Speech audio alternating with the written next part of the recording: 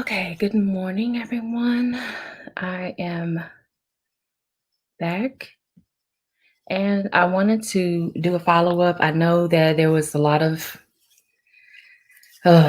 drama last night. I was pretty overwhelmed and exhausted from last night, but you know, life goes on. We have to keep moving with it. Um, I just got up this morning. Oh my God, my stomach is growling. It's ridiculous. I'm gonna have to get a snack later. But I wanted to do this. The title, as you see, Jeannie and the Real Failures. I just rewatched the video from the show The Real, where, as you know, I'm going to say her name. Jeannie come to my. Jeannie Mai talked about submission and how that was important to her. And so I just literally got up and worked out, took a shower, and I'm on here. But hello to everybody that's coming in. I appreciate you being here. I'm going to share my screen real quick and just go to this, and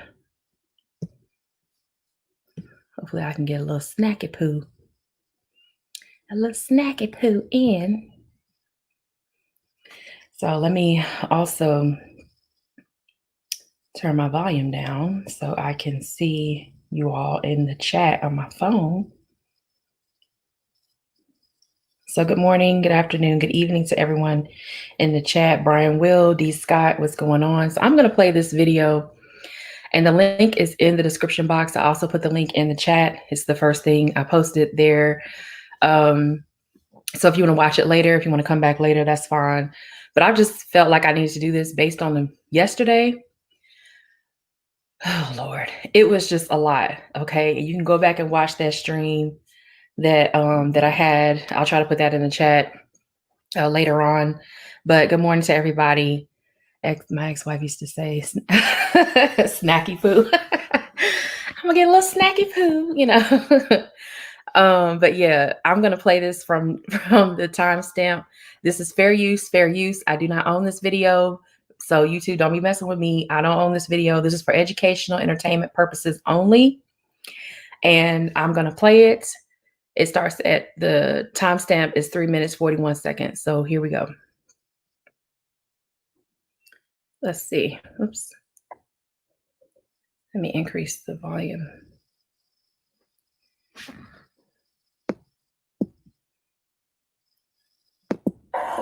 Voting and just encouraging these people to do their best.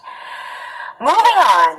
So I want to talk about this, you guys. USA Today recently reported that President Trump's nominee for the U.S. Supreme Court, Amy Coney Barrett, has close ties to a Christian religious group called People of Praise, who reportedly teach that it's a wife's job to submit to the will of her husband, as the Bible teaches. So far, Barrett has declined to publicly discuss her affiliation with People of Praise. I did not even know this existed. But this week, Matthew Cochran of The Federalist defended this viewpoint, arguing that equality in marriage only breeds resentment, and that just because a woman is submissive to her man doesn't mean it will hold her back in life, highlighting Amy's potential new job as evidence of that. So, ladies, this view... I'm sorry, I'm literally thinking about my answer, but do you view this as ridiculous? What? Right? Okay, their facial expressions are already telling you that they think that, that whole statement about submission is they on some bullshit with that statement. And they also thinking like, how dare you say this out loud? What the hell, Jeannie? You ain't supposed to be telling people that. And I also will let you know right here, Boss Talk Radio, shout out to Angry Man. He says, why does Lonnie Love have a problem with Jeannie Mai? This was posted 3 days ago, so go check that out too. Angry Man in there doing it big, as you can see. So yeah. Y'all go check him out too. What is going on? Okay. So I will keep playing this. Fancy is so whack.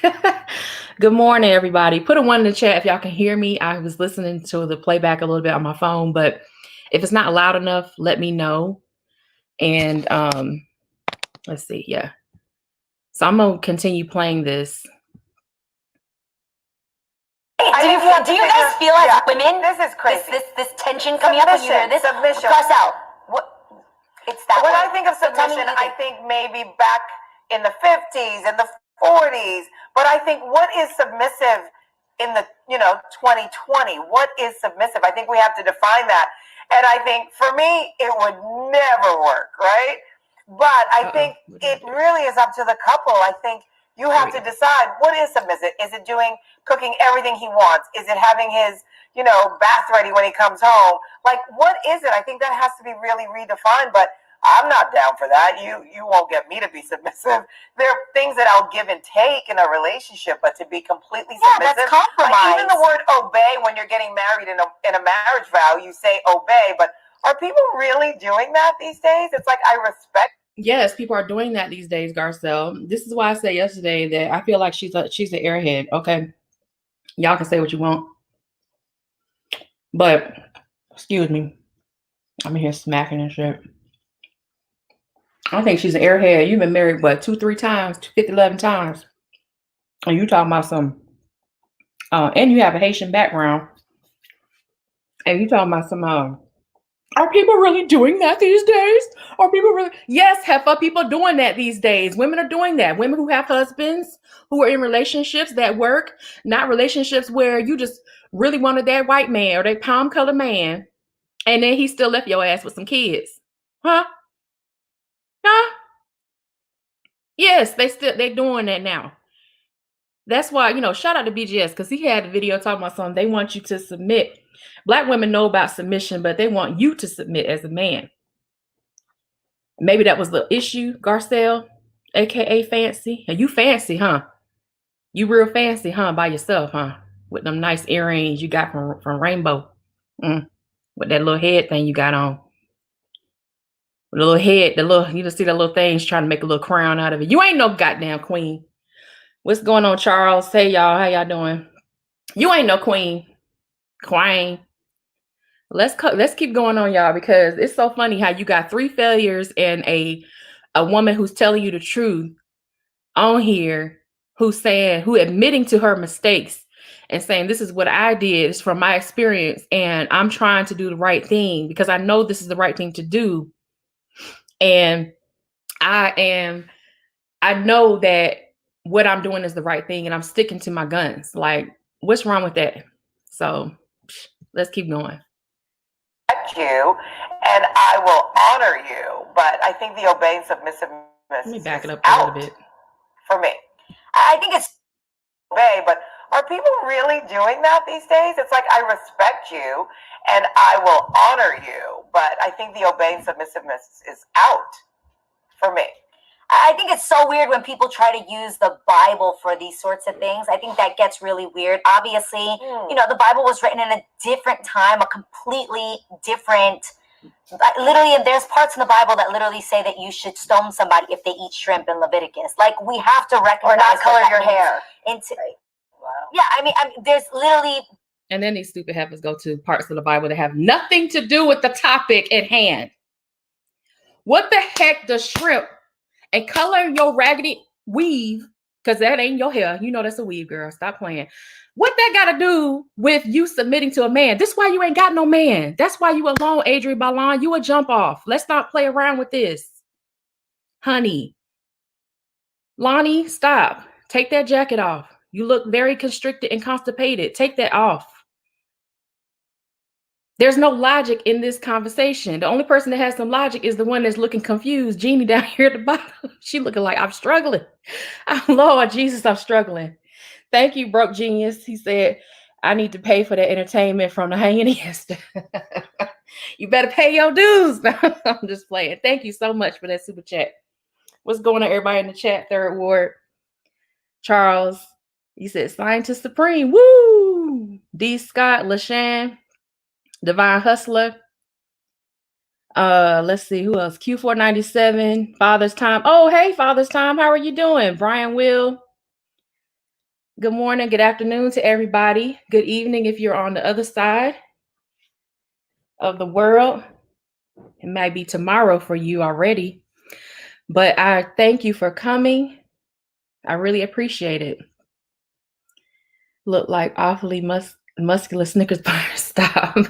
So, these women are so illogical and they're delusional. And it's it's sad that out of 4 women, 75% of them on the panel, 3 out of 4 have failed relationships, and they're still whining about failed relationships when they're the common denominator in the relationship. You're going to go to the stupidest examples in the Bible about relationships. What the heck does shrimp have to do and hair dye have to do with your relationship? Those things are in the Bible for a reason. They're in other religious texts for a reason, because shrimp are some of the trash eaters of the sea. They live on their bottom feeders. They eat trash. So why would you eat a fish that's a trash fish? That's like eating a garbage can. Like, that's why.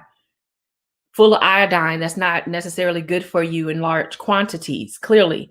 The second thing you said with the hair dye, that goes towards vanity. A woman that's of substance should not worry about vanity, shouldn't be so consumed with how she looks. And we can see who has the most makeup on this video. Let me continue. Really extreme things that are said. I think God also gives us wisdom. And I think there are also other parts of the Bible that recognize how important and how essential a woman is to the world and to a marriage. And it speaks on equality. Like, for me, I just feel like the concept of being me submissive to my husband, but is he not submissive to me as well? I think for me, I think that's what give and take. No, like Officer Charles. No, he's not supposed to be submissive to you. As a woman, you're supposed to hold down the household under his direction and guidance. That's what you're supposed to do. And look, this dude, wow. This the dude you was with? Okay.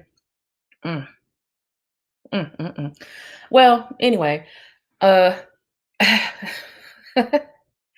you're supposed to hold down the household.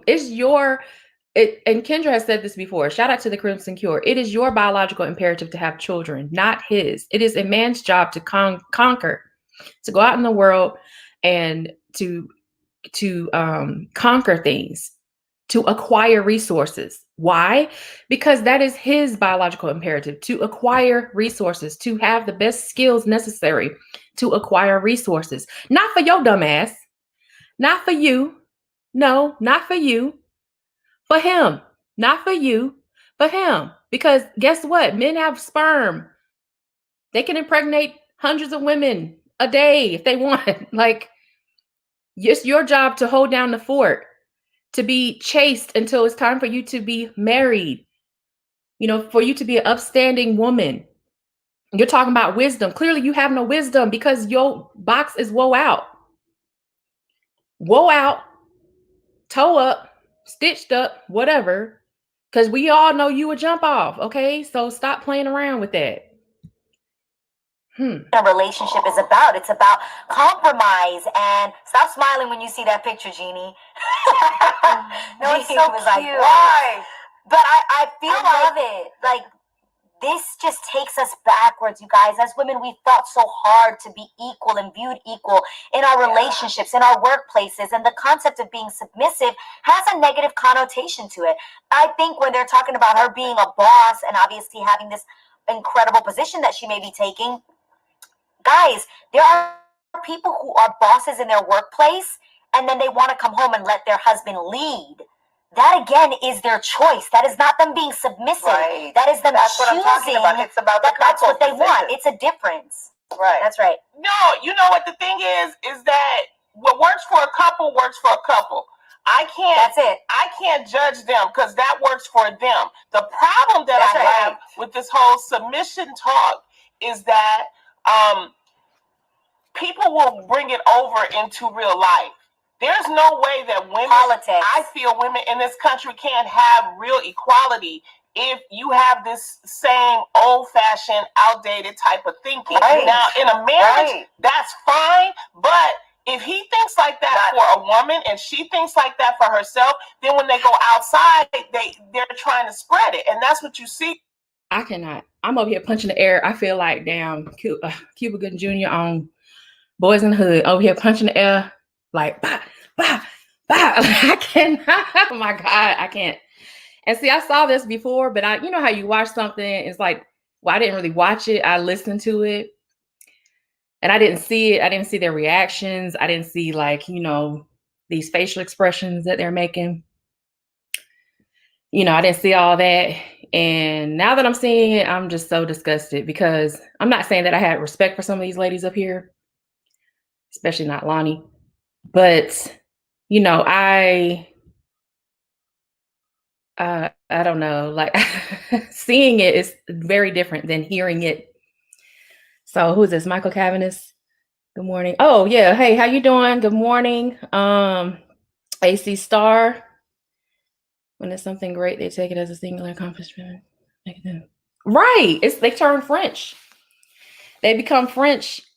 Charles Faulkner is like we. Once it's like, you know, a issue, something negative that needs to be overcome or discussed and dealt with, it's like we need to deal with this. We need to deal with this. No, Heifer, you did it, so you fix it. You did it, you fix it. That's how it works. What's going on, Tampa Supreme? Javar Moore, Tampa. I ain't forgot now. You better come on through. When you can, hit me up on the email. I'm going to replay this little part right here and try to keep my composure. Their husband lead. That again is their choice. That is not them being submissive. Right. That is them choosing. What I'm talking about. It's about that's what they want. It's a difference. Right. That's right. No, you know what the thing is that what works for a couple works for a couple. That's it. I can't judge them because that works for them. The problem that I have with this whole submission talk is that people will bring it over into real life. There's no way that women, I feel women in this country can't have real equality if you have this same old-fashioned, outdated type of thinking. Right. Now, in a marriage, that's fine, but if he thinks like that for a woman and she thinks like that for herself, then when they go outside, they're trying to spread it. And that's what you see right now. So now you're getting articles about, oh, they should be, you know, women should be submissive. So now you have women that necessarily aren't in relationships questioning, well, should I be that way? Should I do that? Right. And that's not true equality for women. So that's the reason why I have a problem with it. What you do in your relationship, that's on you. But don't let it go out to the outside. That's what I'm saying. Now, that statement right there is something that was concluded in BGS's stream about Off My Chest with SYSBM. You know, I had to bring that in, right? So I have not seen, and I will say as a disclaimer, I have not seen Angry Man's video over here to the right. Why does Lonnie Love have a problem with Jeannie Mai? I have not seen that yet, so I'm not biased, you know, in any direction towards what he's saying or other people. Even though I have seen other people's videos, I haven't seen his, you know, I just wanted to mention that because it's right there. But with SYSBM, a lot of the issues were like, oh, you know, a lot of content creators like, oh, well, you know, had many streams about this. Like, okay, SYSBM, that's what you guys want to do, but why you got to broadcast it? Why you got to let people know? It's the same thing that they're talking about right here with the submission thing. You know, well, you guys can be submissive in your house. In your house. You can be submissive in your house. But don't bring it outside. Motherfucker, how you supposed to not bring it outside? That's part of her life. That's her lifestyle. Looks like your lifestyle is eating ho-hos at 3 a.m. and eating freaking, you know, cold weenies out the pack, cold hot dogs out the pack at 3 p.m. That's your lifestyle, whatever you're doing. That's her lifestyle. That's part of her life. That's her destiny. That's what she wanted to do. It was her choice. It's your destiny as a woman, supposedly, to want to be under the submission, under the guidance and direction of a man, under the discipline of a man. It's your choice to say, this is the man for me. And he gives you the privilege of asking for your hand in marriage. It's a privilege. Like I was talking about last night on with the bishop. Shout out to the bishop. Shout out to Ronan. Shout out to Malika. Shout out to AB. Everybody in the chat, nameless, and so forth. Your lifestyle is not working out,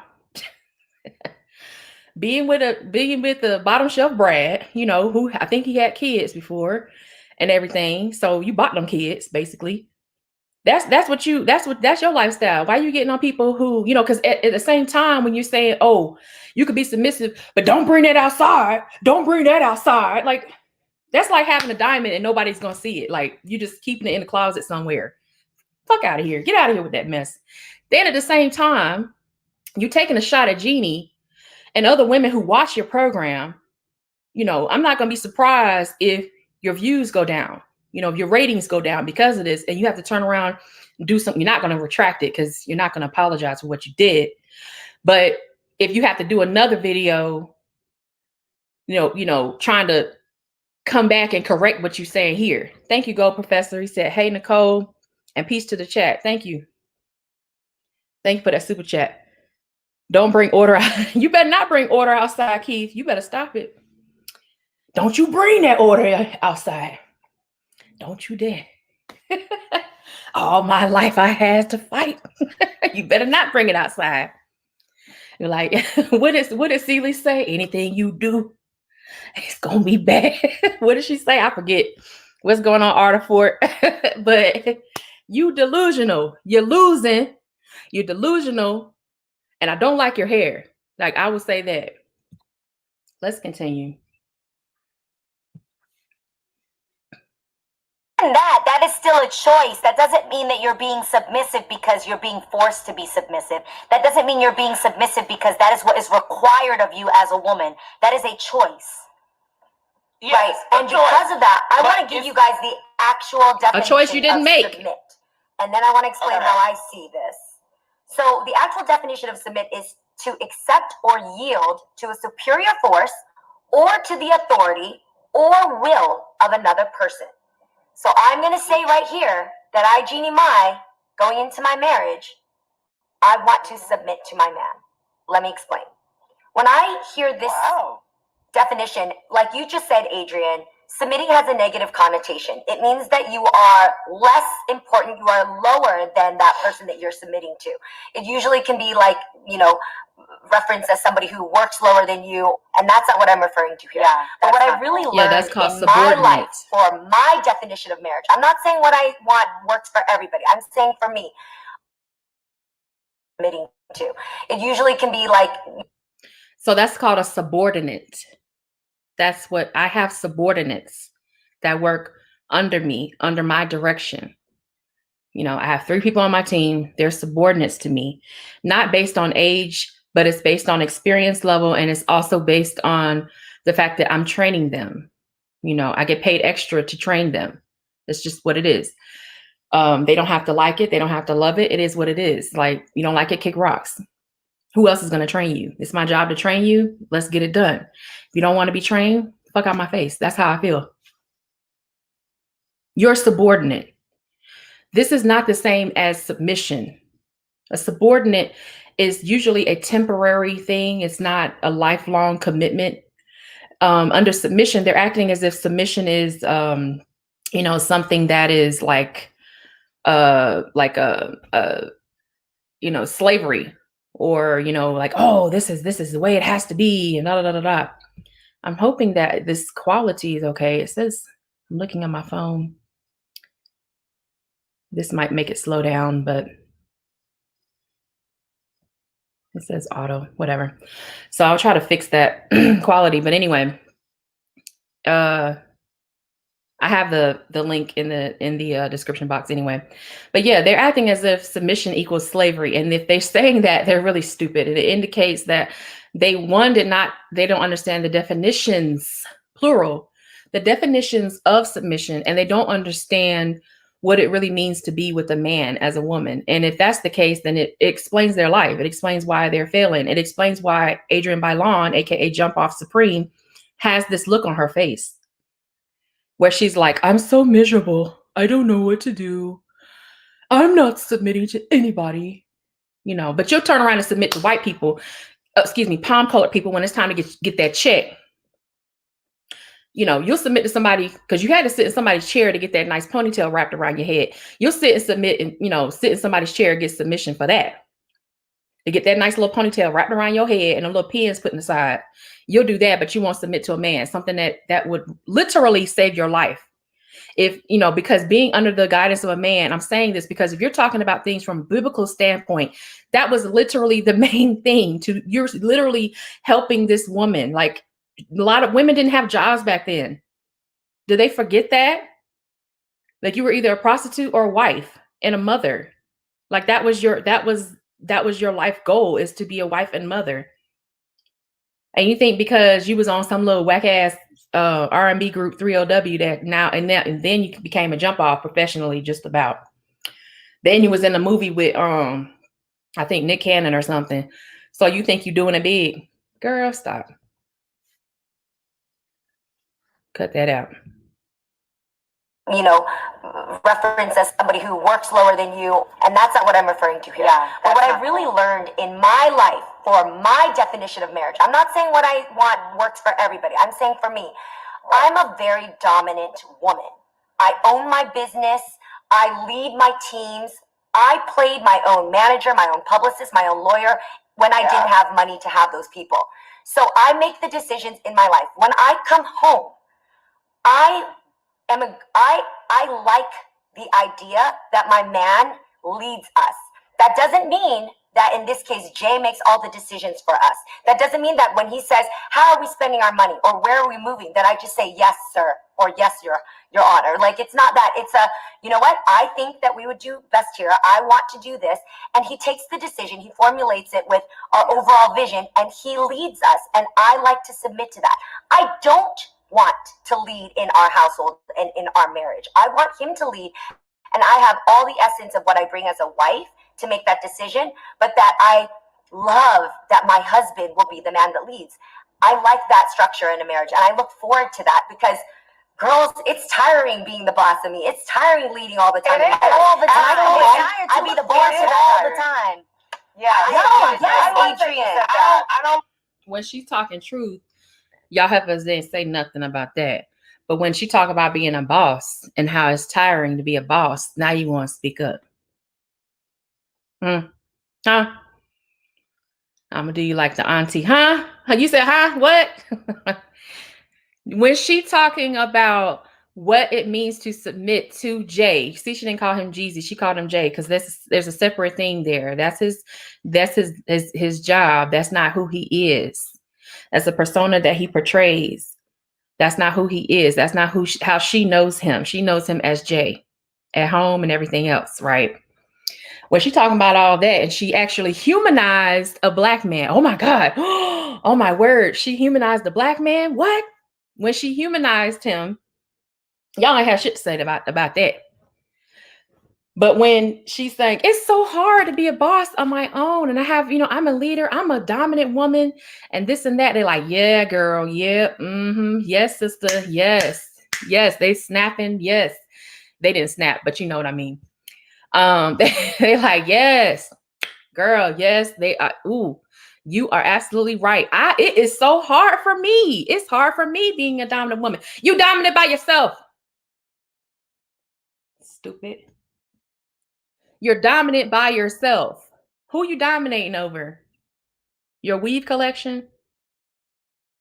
Your weave collection in the drawer, in the closet. The closet that you built specifically for your weaves and wigs. Is that who you're dominant over? Your children? You're dominant over your children. Are you dominant over the gardener? The pool guy?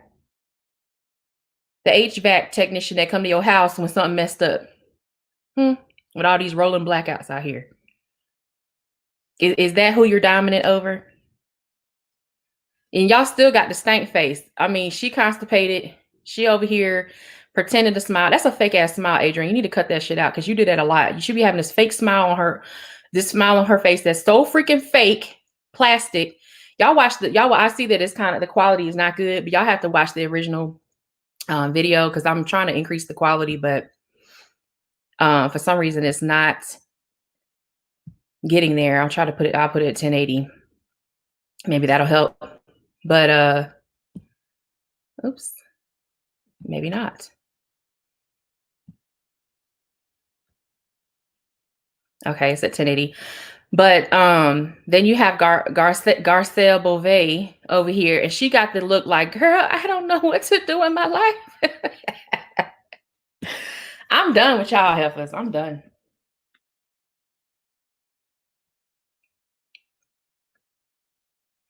I don't like labels. I don't like labels. I don't like. Yeah, I don't. And I agree. I just hope that, you know, the thing is that, like I said, what people do in their relationship is fine, but let me decrease this quality because it's like really messing up now. I don't want to be taken outside. And sometimes men tend to feel like, well, this is how a woman is supposed to act. And if I'm working with you, pull it back. I agree. I just hope that, you know, the thing is that, like I said, what people do in their relationship is fine, but I don't want to be taken outside. And sometimes men tend to feel like, well, this is how a woman is supposed to act. And if I'm working with you as a person on the outside, don't treat me like whatever your marriage is. I don't want that. I am my own person. Treat me like an equal. That's the only problem I have with that. What you do in your marriage, I hear you on it. But outside, Yes. don't treat me like I'm your wife, because I'm not. No, I want to say this. I want to say this to all my sisters out there. I want to say this to all my sisters out there that feel me when I say that you can be dominant or you are the leader in your life and you make all the decisions. When you are coupled with a man, men inherently, if you got a good man, want to lead and want to protect you. I'm going to tell you from experience. If you dominate so much that you actually kind of take over in your own household, that you don't give him room to feel like a man, fill in the blank however you want, you strip him of being able to do what it is he does well, and it changes the dynamic of your That's not true, Jeannie. That is true. I don't know about that, Jeannie. I don't know about that. I don't think that's true for everyone. I don't think that's true for everyone. That's true. And the look that I just paused it right at the right moment. She looking like, I'm constipated, y'all. I can't do it. And I don't agree. I don't agree with that. I don't agree with that. I don't agree with that. X. And Jeannie's like, you better agree. You better submit. You better submit. She's like, I don't want to. Jesus, no, I don't want to. She's telling the truth. Like, you know, if you're dominating the conversation, you're dominating the life that you're living, you're dominating making decisions, especially decisions that affect you long term, you know. And I think, and I could be speaking for men, but I've talked to men about this, you know, different ages and different walks of life. You know, if a woman is making short-term decisions without your knowledge and without your approval, yes, I will say approval, because you have to be like, you know, let me consider that. Let me determine if that is going to work for us. And if she's making decisions in the short term for the both of you, then you already can assume that she's going to make decisions without you for the long term. That would affect both of you. That would affect your household. That's just common sense. You know, if you can do a little bit wrong, then you can do a lot of bit wrong. If you can lie a little, you can lie a lot. And I mean, the men in the chat, y'all can tell me if I'm wrong about that. But from what I've heard from speaking with men about that, they're like, yeah, that's true. Like, I'm talking about men of all walks of life, of all, you know, races and nationalities or whatever, ethnicities and everything. And they all say the same thing. They're like, if she can lie a little, she can lie a lot. And that's with anybody. But they're like, it hurts more when I know I put time and effort into this woman and I'm living with you, or, you know, I've given you a ring, I've given you my last name, and you don't even have the respect and the dignity and the womanhood in yourself to come to me about something in the short term. If you can't do that, I know you're not going to do it. It's not that you can't do it, it's that you won't do it. I know you're not going to want to come to me for something that's going to affect us in the long term, such as, having children, and you're pregnant, but we didn't discuss having kids. Or I told you, I don't want to have, he's a man. He said, I don't want to have children. And she's like, to herself, where her little demon in the mirror, she's like, you know what? Fuck him. We gonna have kids. We gonna do this. We gonna do that. Yeah, girl. We gonna do this. Da, da, da, da, da. We gonna get it done. And then the other side of you is like, hey, he doesn't want kids and this, that, and the other. And you're like, forget that. I'm gonna have kids anyway. He ain't gonna know. I'm gonna wait till I'm like 4 months pregnant. And then I'm gonna be like, oh my God, babe, I'm pregnant. That's called trapping somebody. That's called lying. You're a liar. So don't get mad when your ass on the street with the trash bag full of your junk that you brought in his house. And you talking about something, I don't know why he left me. I can't trust no man. No, fuck these niggas out here. Da, da, da. Like, no. Don't say F these dudes out here. Say F yourself. Because you F yourself. You played yourself. Congratulations. You played yourself. Shout out to Clayton. I think it was Clayton Thomas, I think. You played yourself. Trying to be all slick. Just a little slickster. Out here slicking and slicking. Little slickster around town. Slicking. You going to try to slick somebody you in the bed with. And now you're stuck out on your ass with a trash bag full of stuff. And that stupid ass stuffed bear that he got you for Valentine's Day last year, and it's got lipstick on it and fingernail polish because your dumb ass forgot to put the damn bear up, and now you got nail polish on it. So that's disrespectful too. Disrespectful. Just a mess. All because you didn't want to be honest and upfront and say, hey, I really want children. That's your biological imperative. That's not his biological imperative to have kids. Like I said earlier, he can have kids with 100 women in a day. Like if we take a sperm sample, you can take that sperm sample and impregnate 100 women in like a day, in one day. If you got them all in the room and just pop them all with a freaking turkey baster on down the line, one man can get 100 women pregnant, in minimum.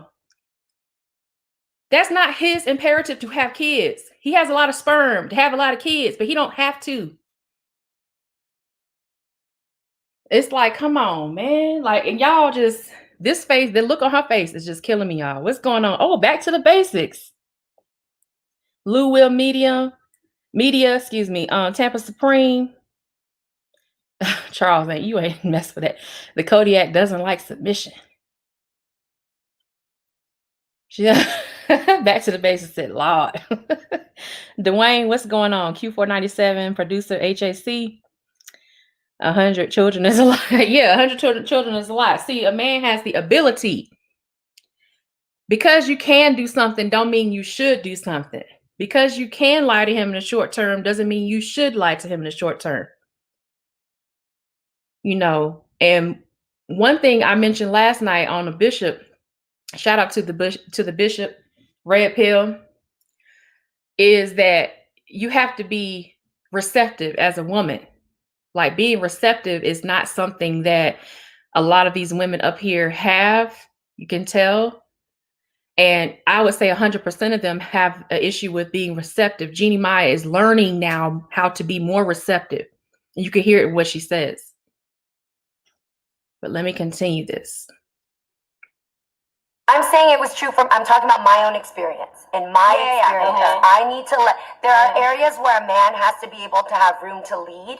And if you try to take over on everything, he's like, where am I? What areas are we leaning on me to just be who I want to be in this relationship? That's not my experience. And my experience has always been one of partnership and of equality. And I like for my man to come and ask me my opinion. And if we have an issue, we work it out. And we're compatible. And that's what I love about my relationship with James, is that it's totally 50%. Equal. I mean, and I just hate the label of equality, but I feel like I have a voice. I feel like I can trust him. He can trust me. And it's not this way here. Like, he's up here and I gotta, yes. Right, I just work so hard in my life that I trust him. and I feel it. That's all. But everybody's got their own thing. Why don't you like the word equal? Because isn't that equal? Well, you know what? I love what you're saying, Jeannie. That goes back to being delusional. Because didn't they just say earlier in the conversation, if you're just now tuning in to this live stream, I appreciate you being here. Thank you for everyone that's hitting the like button. Y'all hit that like button. I see I have 62 watching and I only have 44 likes. So y'all need to hit that like button. Now I could refresh to make sure it's right. You know, that I'm correct in my calculation. But either way, y'all hit that like button. Let me check something real quick too. Maurice Novembre, Mr. Novembre, thank you very much for the Cash App. I know you've been in the chat a few times before. Thank you. I don't know if you're in here today, but thank you so much for the Cash App. Anybody else that's putting anything in the Cash App, I will call you out on here and give you your shout out. Thank you everybody for being here. Now, what they were just saying just now, like Lonnie talking about something, you know, I don't want to be down here and he's up there like, yes. Like you ain't nobody gonna do that for you. Ain't nobody gonna do that. No, nobody's gonna do that. Like, honey, you need to be real with yourself, you know? And then Garcelle's about to talk, but you know, what they were just saying, and with Jeannie was just mentioning, like, let me replay it so y'all can hear it. That's what we're trust him, and I feel it. That's all. But everybody's got their own thing. Why don't you like the word equal? Because isn't that equal? Well, you know what? I love. Yeah. So they were talking earlier. Everybody that's coming in earlier, and you can go check the link out in the description box if you want to see it, of course, in better quality. I have no idea why the quality is not that good right here. Excuse me, but I'm doing the best I can. So the audio is more important than the video itself, because you know it is what it is.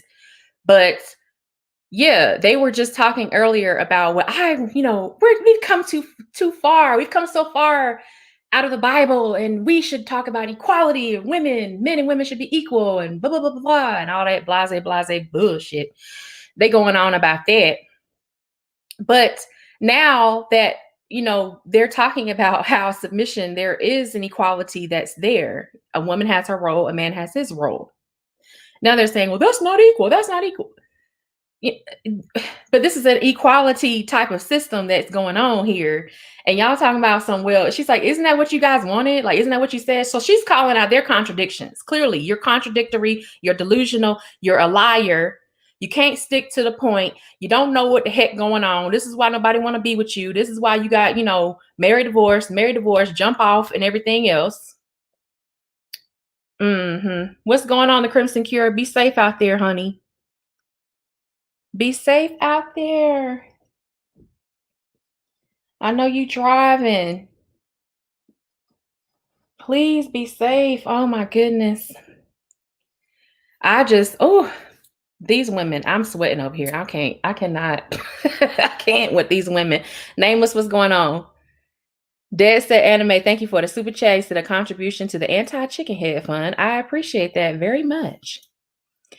Back to the basics said the Bible speaks of submission in Ephesians chapter 5. No excuses. I understand there are various sacred texts. Yes, that is true. Yes, salute to the Crimson Cure in the chat. Nameless said egalitarianism, and they don't even really want that, which is hilarious. Right. It's equality, and y'all talked about how equality is awesome. No, they want equality as long as it serves them. Excuse me. They want equality as long as you serve them. Because as we know, equality is an idea. There has to be some work done in order for equality to be implemented and executed properly. And not only implemented properly, you know, the strategy of that, implemented and executed properly, but passed on and modeled to children properly. You know, your head is on backwards. So it's like, come on. That's what you're saying, Jeannie, but I think also you can be the boss outside and want to come in and feel girly and let him lead. But I also think what Lonnie is saying about, just feeling like no one's really above each other, that he will check in with her, she will check in with him. And I think that makes you feel like you're in charge of your life too. And you lean on each other. Right. You each have strengths and you each have weaknesses and you lean on Why each you other. had to say that twice? Yes, but I'm describing like I grew up in a household. Why did Adrienne Bailon, aka Jump Off Supreme, why does she have to say that twice? Because clearly it didn't work for you. Clearly it did not work for you, woman. Because I'm trying not to cuss, y'all. Really, I'm trying hard. Trying hard. It didn't work for you because you were a jump off. That was pretty much your job, okay? And in Hollywood out here, everybody just kind of know that, and then you try to marry the dude who was all hallelujah, Jesus sanctified, Holy Ghost filled. That didn't work. That's why you didn't want to see the picture earlier. And Jeannie was smiling about your picture. It wasn't really nothing cute about it, but she was smiling because it was a cute little couple to her, I guess. But you're like, everyone has their strengths and weaknesses, and they have to deal with that. Everyone has their strengths. Stop trying to convince yourself of what you're saying. You sound like Mary J. Blige, trying to convince yourself you're happy. Stop trying to do that. Everybody see right through that. It's like a plate glass window. We see through that. Ain't a speck of dirt on it. It's very clear that you're trying to pretend that we all have our strengths and weaknesses. This ain't no Oprah moment. You messed up. You failed. You should have been talking about how you failed and how young women don't need to go down the road you went, spreading it wide open for anybody who would slide in. That's what you should have said.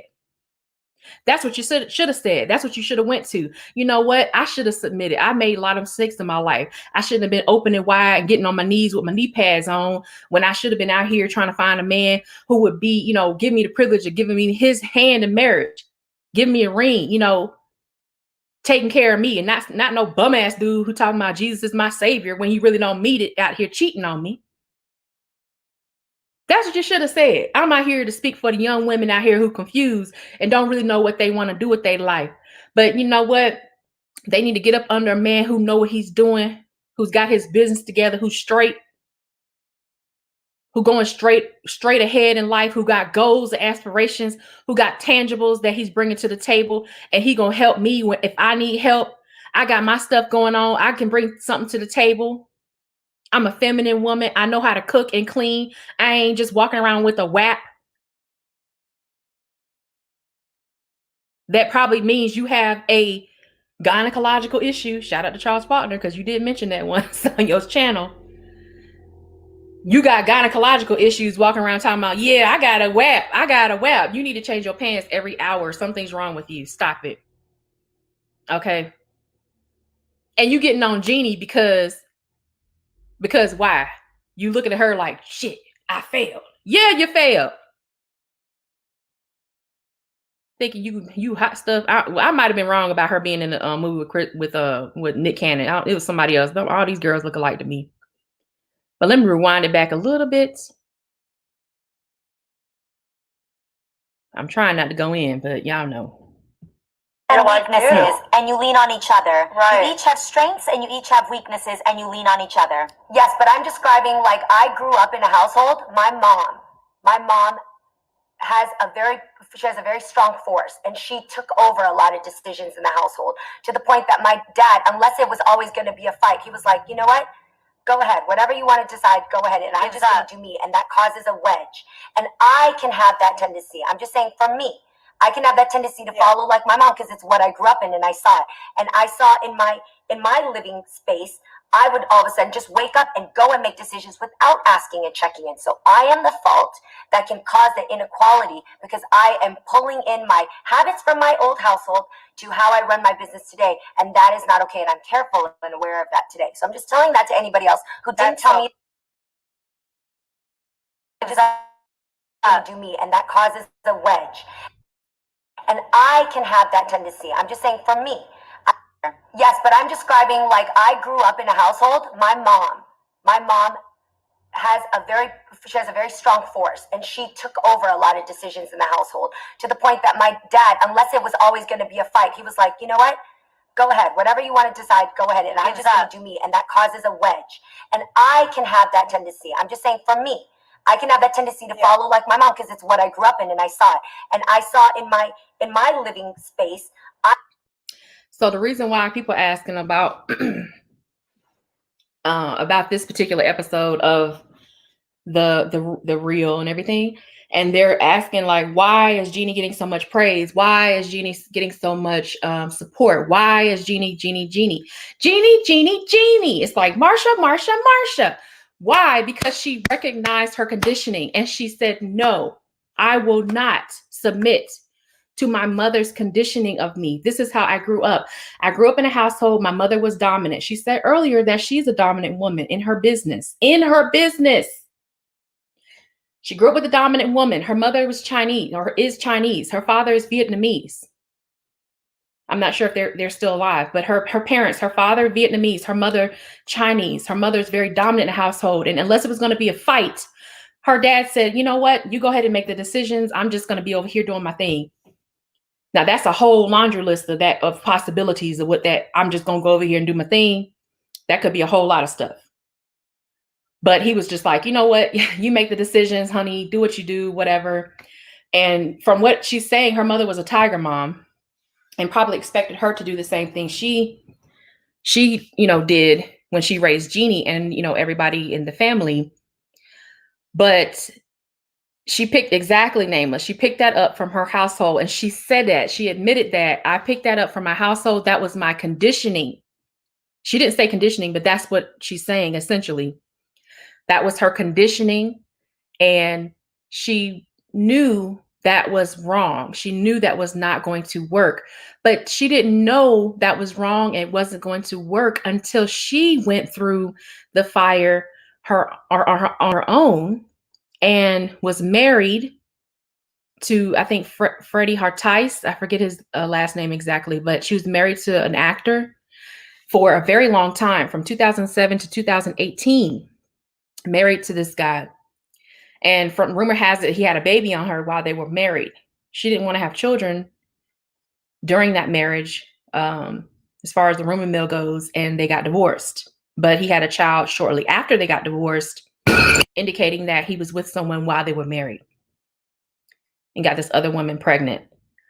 So the programming is real, but the resistance to the programming and the coming out of that programming and saying, no, I'm going to make a choice and I'm going to, determine my destiny for my life, because I don't want to end up like my mom.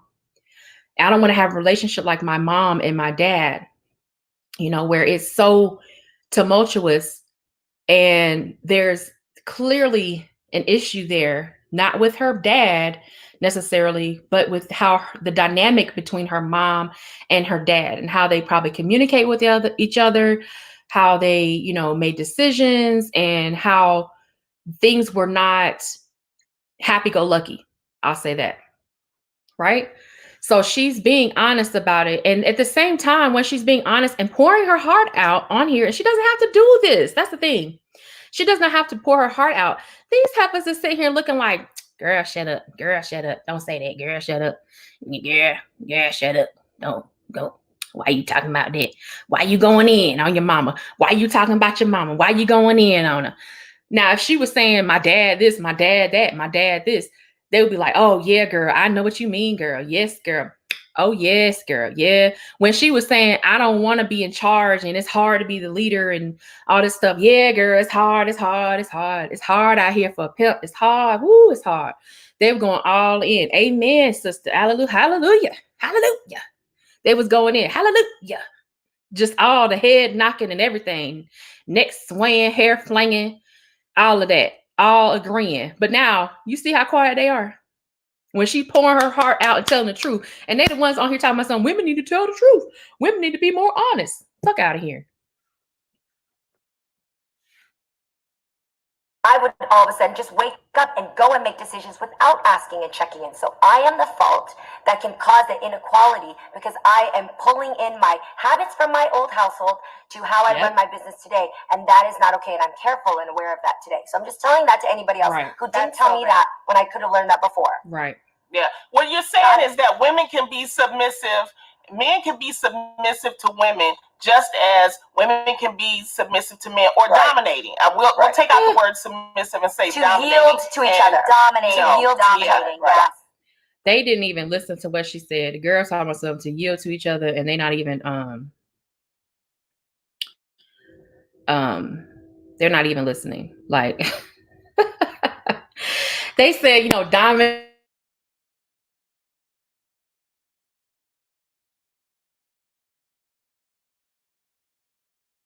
Going on talking about some like these women here, these women, they be on some other stuff. They are back, yes, fitness mom, they are back to trying to make it to where men are submissive. And that does what society does that work in? Please tell me. I feel like Aaliyah, let me know. Please let me know. Because that's some bullshit. That's a mess right there. These women up here just failing and falling all over the place. And it takes a young lady like Jeannie. Well, I shouldn't say, well, she's not that young, but a woman who clearly has a head on straight. I think she's like 41. So she's not that young, but she's aware of what's going on and she's making the effort. Thank you. Molly Oreo. I don't want to say your real name on there. Thank you so much for the Cash App.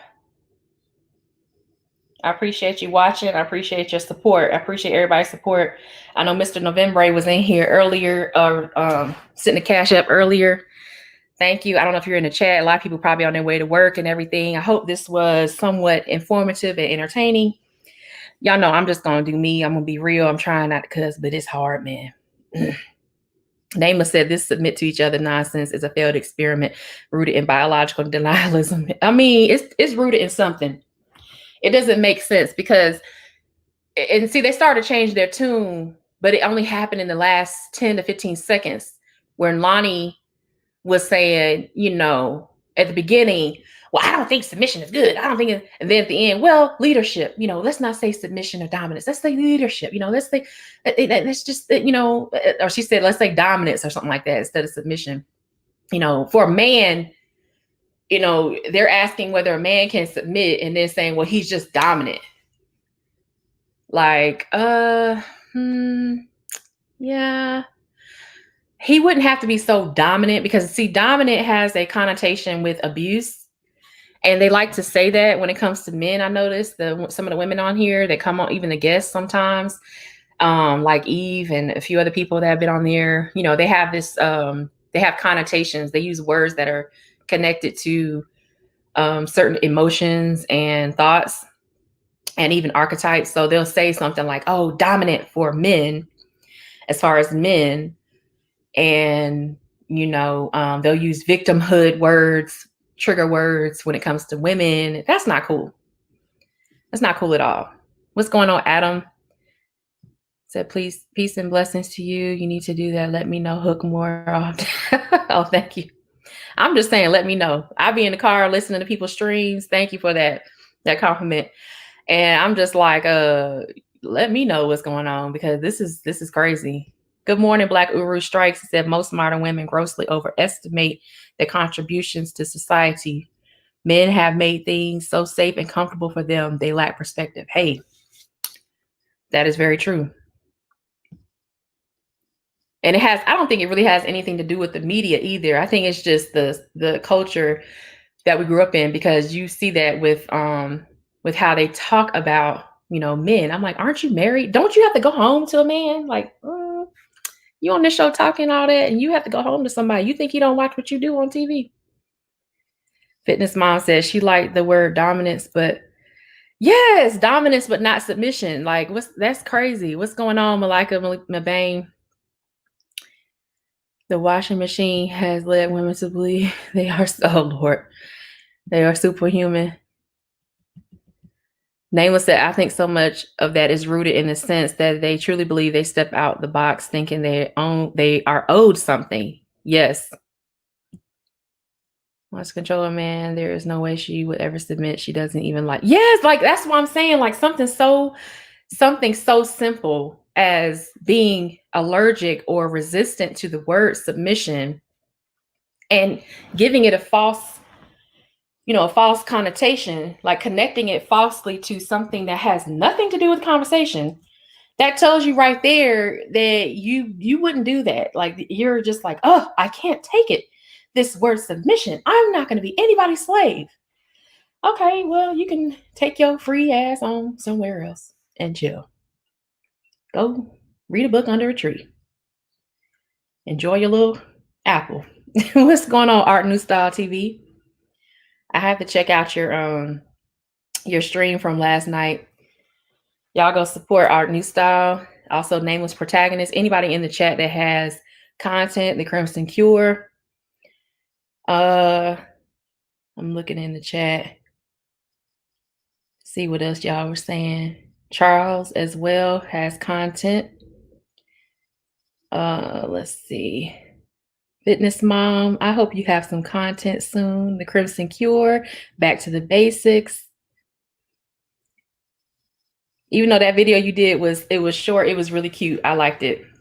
I was like, oh, she was like, I gotta lose weight. I was like, oh Lord. Oh, that was a good little quick short video. You were like, it's Fitness Mom, it's me. I was like, oh, you're so cute. Oh Lord, yeah, she submits to Krispy Kreme, not the Krispy Kreme. Not Krispy Kreme. Oh no. Adam, thank you. It said basically technology and ideological changes in men has resulted in a false sense of security. Oh wow. Wow.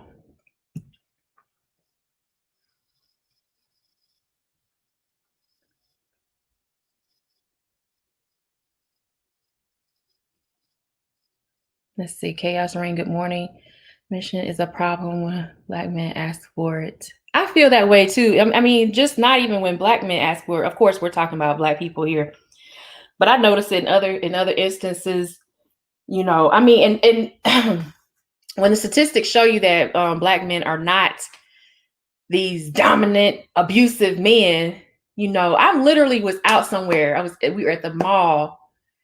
I think it was Del Amo Mall. And I was coming from inside the store. I'm walking to the car because I had the key to open the door. And, we were getting food, picking up food. This is like last year or something. And he was like, yeah, just go to the car, just wait in the car. I was like, okay, no problem. Because it was really hot. And it was like, just warm, cool the car off or whatever, because it was warm.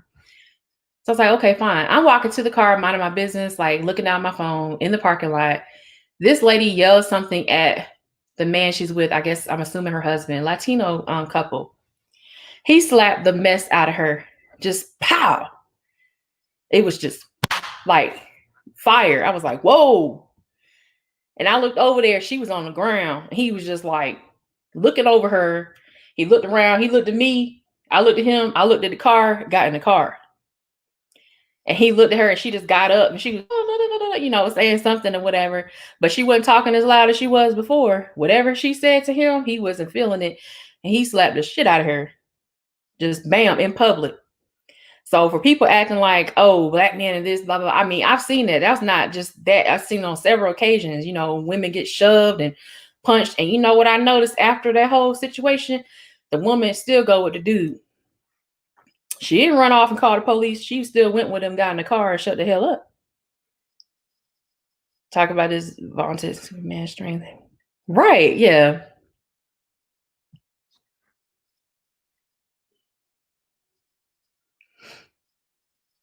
Yeah, I agree, Nameless. Absolutely.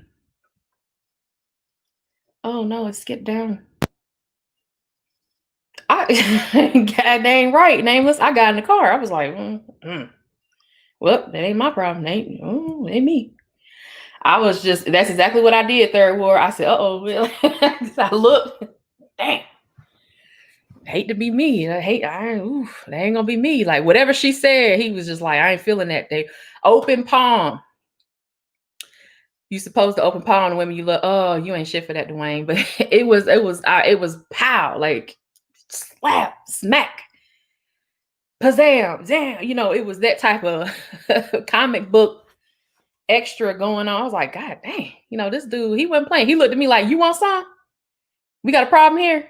He did the Ice Cube, you know, arms up in there. We got a problem, that type of thing. I'm just playing. He didn't do all that, but we got a problem here. And he just looked at me like that look. And women in the chat who know that look, that look was like, I got plenty more for your ass. You got something to say? And I was like, no, I ain't called the cops. T, really? You crazy? Shit, I ain't calling no cops. I was looking around like, okay. I was in the car looking around like maybe it's some security guards. I ain't called the cops for what? Something she did. And my thing is, if she ran away, I would have been like, okay, maybe she gonna get help or something. She got in the car. But not before I got in the car. She got in the car and I got in the car. And then I'm looking in the little rear view side mirror, and I'm like, man, then she got in the car. She got up because it took her a while to get up. She had a purse and everything. I was like, shit, you know, I'm in the car saying, God dang, you know, I'm not saying nothing outside the car. You don't bring attention to yourself when it's a lion on the prowl or a lion that just attacked something. You don't be bringing no attention to yourself. A lion got a hyena's leg in his mouth or whatever they eat. You know, what is it called? A gazelle. A gazelle's leg in his mouth. You don't be like, hey, what's going on, lion? Like, you better sit your ass down, put your finger over your mouth like the ushers at church and walk off. Put your finger up. Just put your finger up and walk away. I was like, ooh, It wasn't the first time, Solomon. I don't think so. She got in the car like, okay, you know what? I ain't gonna mess with you. And I told him about it. He came because I'm sitting in the car. I'm like, if you don't hurry the hell up. And then why is it that when something like that happens, the person that you're with, they take 50 million years to show up to the car later? Like they take forever. Like, I'm like, dude, I need you moving at light speed. And then he walking all slow. You know how dudes in California, like they walk real slow, like got the little swag going on. And it just be like they got all the time in the world. I'm like, hurry your ass up. Come on to the car. And I got the doors locked and everything. By the time the couple was gone, you know, they been drove off. But I'm still thinking, hell, they can come around. They can come back around. I'm like, hurry up, man. I got the doors locked. He all walking slow, walking like Dr. Dre, all slow, like he in a music video. I'm like, God damn, hurry up. You get in the car. I said, you know what? Man, you ain't never going to believe what happened earlier. Like, I told him, he was like, what'd she do? I was like, I don't know. She said something. She said something, but I didn't really hear it. It's like in Spanish real fast. And he looked at her, pow, just, you know, hit her. He was like, what? He was like, damn. He cranked the car up and just drove off. He was like, dang. I'm like, what? You ain't gonna say nothing else? He was like, man, she must have did something before that. I was like, wow. He said, he gonna ask me, why you didn't stop him? Why you didn't stop him? I was like, stop him? No, I ain't doing all that. He was like, dang. He was like, well, he said, you know, we at the mall, so it's a lot of cameras. It's okay. You know, if it's an issue or something, they'll catch them. No problem. I was like, And that's not going towards the mission. That's about, you know, that's their situation. Whatever they got going on there, that's their situation. It's very clear, like Solomon said earlier, that that's probably not the first time that happened. However, when you're talking about what Lonnie Love was saying, it seems like that's what she would define as submission, as a man knock you the hell out in the middle of a parking lot in the mall and people see it and you just get up and get in the car like it's nothing, you know, because to her, submission from a woman equals a man dominating you physically, emotionally, psychologically, spiritually, tearing you down. Shut up, Charles. Talking about some Sega. She said, Sega. I'm done with you right now. Yeah, Adam. Yeah, he did say something. I was like, I couldn't even translate. I was like, what? Oh, ooh. Like, I was like, I had the ugly face, like, ooh, like, ooh, ooh, that reboot. I'm trying to reboot myself like, God, ooh, ooh, ah, ooh. But it was not, not the business that day. Anthony Taylor, what's going on? Yeah, they talk so fast, like, I'm like, okay. Whoo, what did she do? And then later on, talking about something, Jason said, he's like, he was holding that slap in, he was holding it in. Did he have his fist balled up? I was like, I don't know. He was like, man, you gotta be careful. You gotta protect yourself at all times. You gotta be careful out here. You gotta watch people's hands and stuff. I'm like, I ain't watch people's hands. Probably had his fist balled up, waiting for the opportune moment. She said something out of the way. I was like, no. But anyway, I'm gonna get ready to head out. Oops. Let me see if I can put this in the chat. Anybody wants to come up for a few minutes? I'll be here for like 20 more minutes, and then I got to go. I got to skedaddle.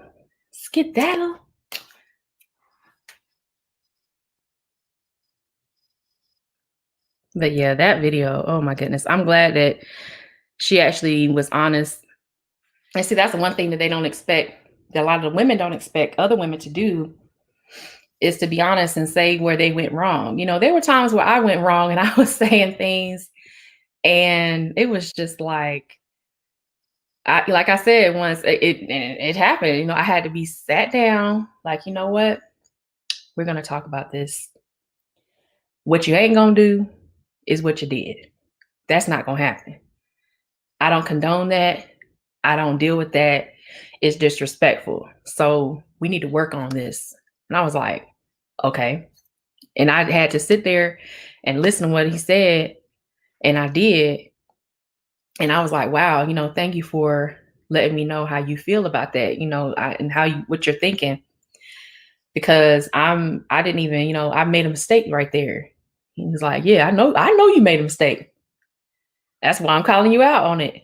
I'm like, oh, okay. You know, but I accepted his side of it. And I saw where he was, you know, he was being honest and telling me what's going on. And I accepted that. And I was like, this is a good man, because he's going to be honest with me and tell me what he feels like. I need to be stopped right there and corrected. And I'm glad he did that. You know, I'm very, very thankful for that. Good morning, Dr. How are you doing? Good. How are you? I see you putting in work. I just tuned in literally in the last 2 minutes, but I saw the title, and I see you're talking about Jeannie Ma. Yes, Jeannie Ma. How are you doing, Chaos, as well? Mm-hmm. I asked master teacher. I'm probably going to host it on my channel to talk about the difference between wives and partners, and because I'm all turned around here. I don't know what's going on in 2020. Mm-hmm. Yeah, I don't know. I heard you mentioning that to him. That definitely needs to be done. I think that Nameless mentioned something similar. I think he was speaking from the perspective of like women to also have that conversation with each other. It's just difficult to find women that would agree with the wife part of the conversation. You know, the partner side of the conversation is more popular. But yeah, I definitely would want to hear that from men too. Okay. How you doing, Black Uru? Hey, how you doing, Nicole? Thanks for having me on your panel. You know, I think what a lot of women, particularly Black women, don't realize is that, you know, fighting with a woman does particular damage to a man, especially in a modern society, because, you know, we can't really engage in a fair fight with you, right? So typically what happens is the woman kind of lets all, you know, goes full board mentally and emotionally with her ammunition against him. And as you were referring to, I mean, certainly certain cultures differ, but you're prohibited from striking a woman generally, and I'm not necessarily making a value argument, yay or nay in that regard. You're not really prepared to just argue and quarrel with a woman. And then having to tolerate that, particularly over a period of time, does things to men that are going to make the man less manly for that woman ultimately. So the very thing that you're doing to him and that you're compelling him to have to endure is going to make of him less of a man than you want him to be over the long term. That's the sad irony about what a lot of Black women think they're making. They deluded themselves into thinking they are making a man strong by fighting and quarreling with him, but you're actually effectively neutralizing him, and it's going to negatively impact him in the outer world, because it's going to make him less sure of himself, going to make him question what he do and his worth and his value and his capabilities after he tolerated enough of that over a significant period of time. And then you're not going to want him. Then you're going to want to monkey branch over to the guy who appears to be stronger and more sure of himself, only to do the exact same thing to him as well. And when the reason why you need a woman to some degree to submit, so that you don't engage, so that she does not engage in behavior that ultimately undermines him, undermines her man, which ultimately undermines her own interests. It's to her benefit for her to submit, just as much as it is to his. Yeah, that's what I was saying earlier. It is to her benefit. I mean, and I don't think they understand that until it's too late. That's the sad part. You're absolutely right. It is to her benefit. And Jeannie actually said that in a way, in the video when she was talking about it. She was like, that was to her benefit because she saw the failure of her mother not submitting. Where her father is, when a man just throw his hands up, is like, okay, you go ahead and make the decisions.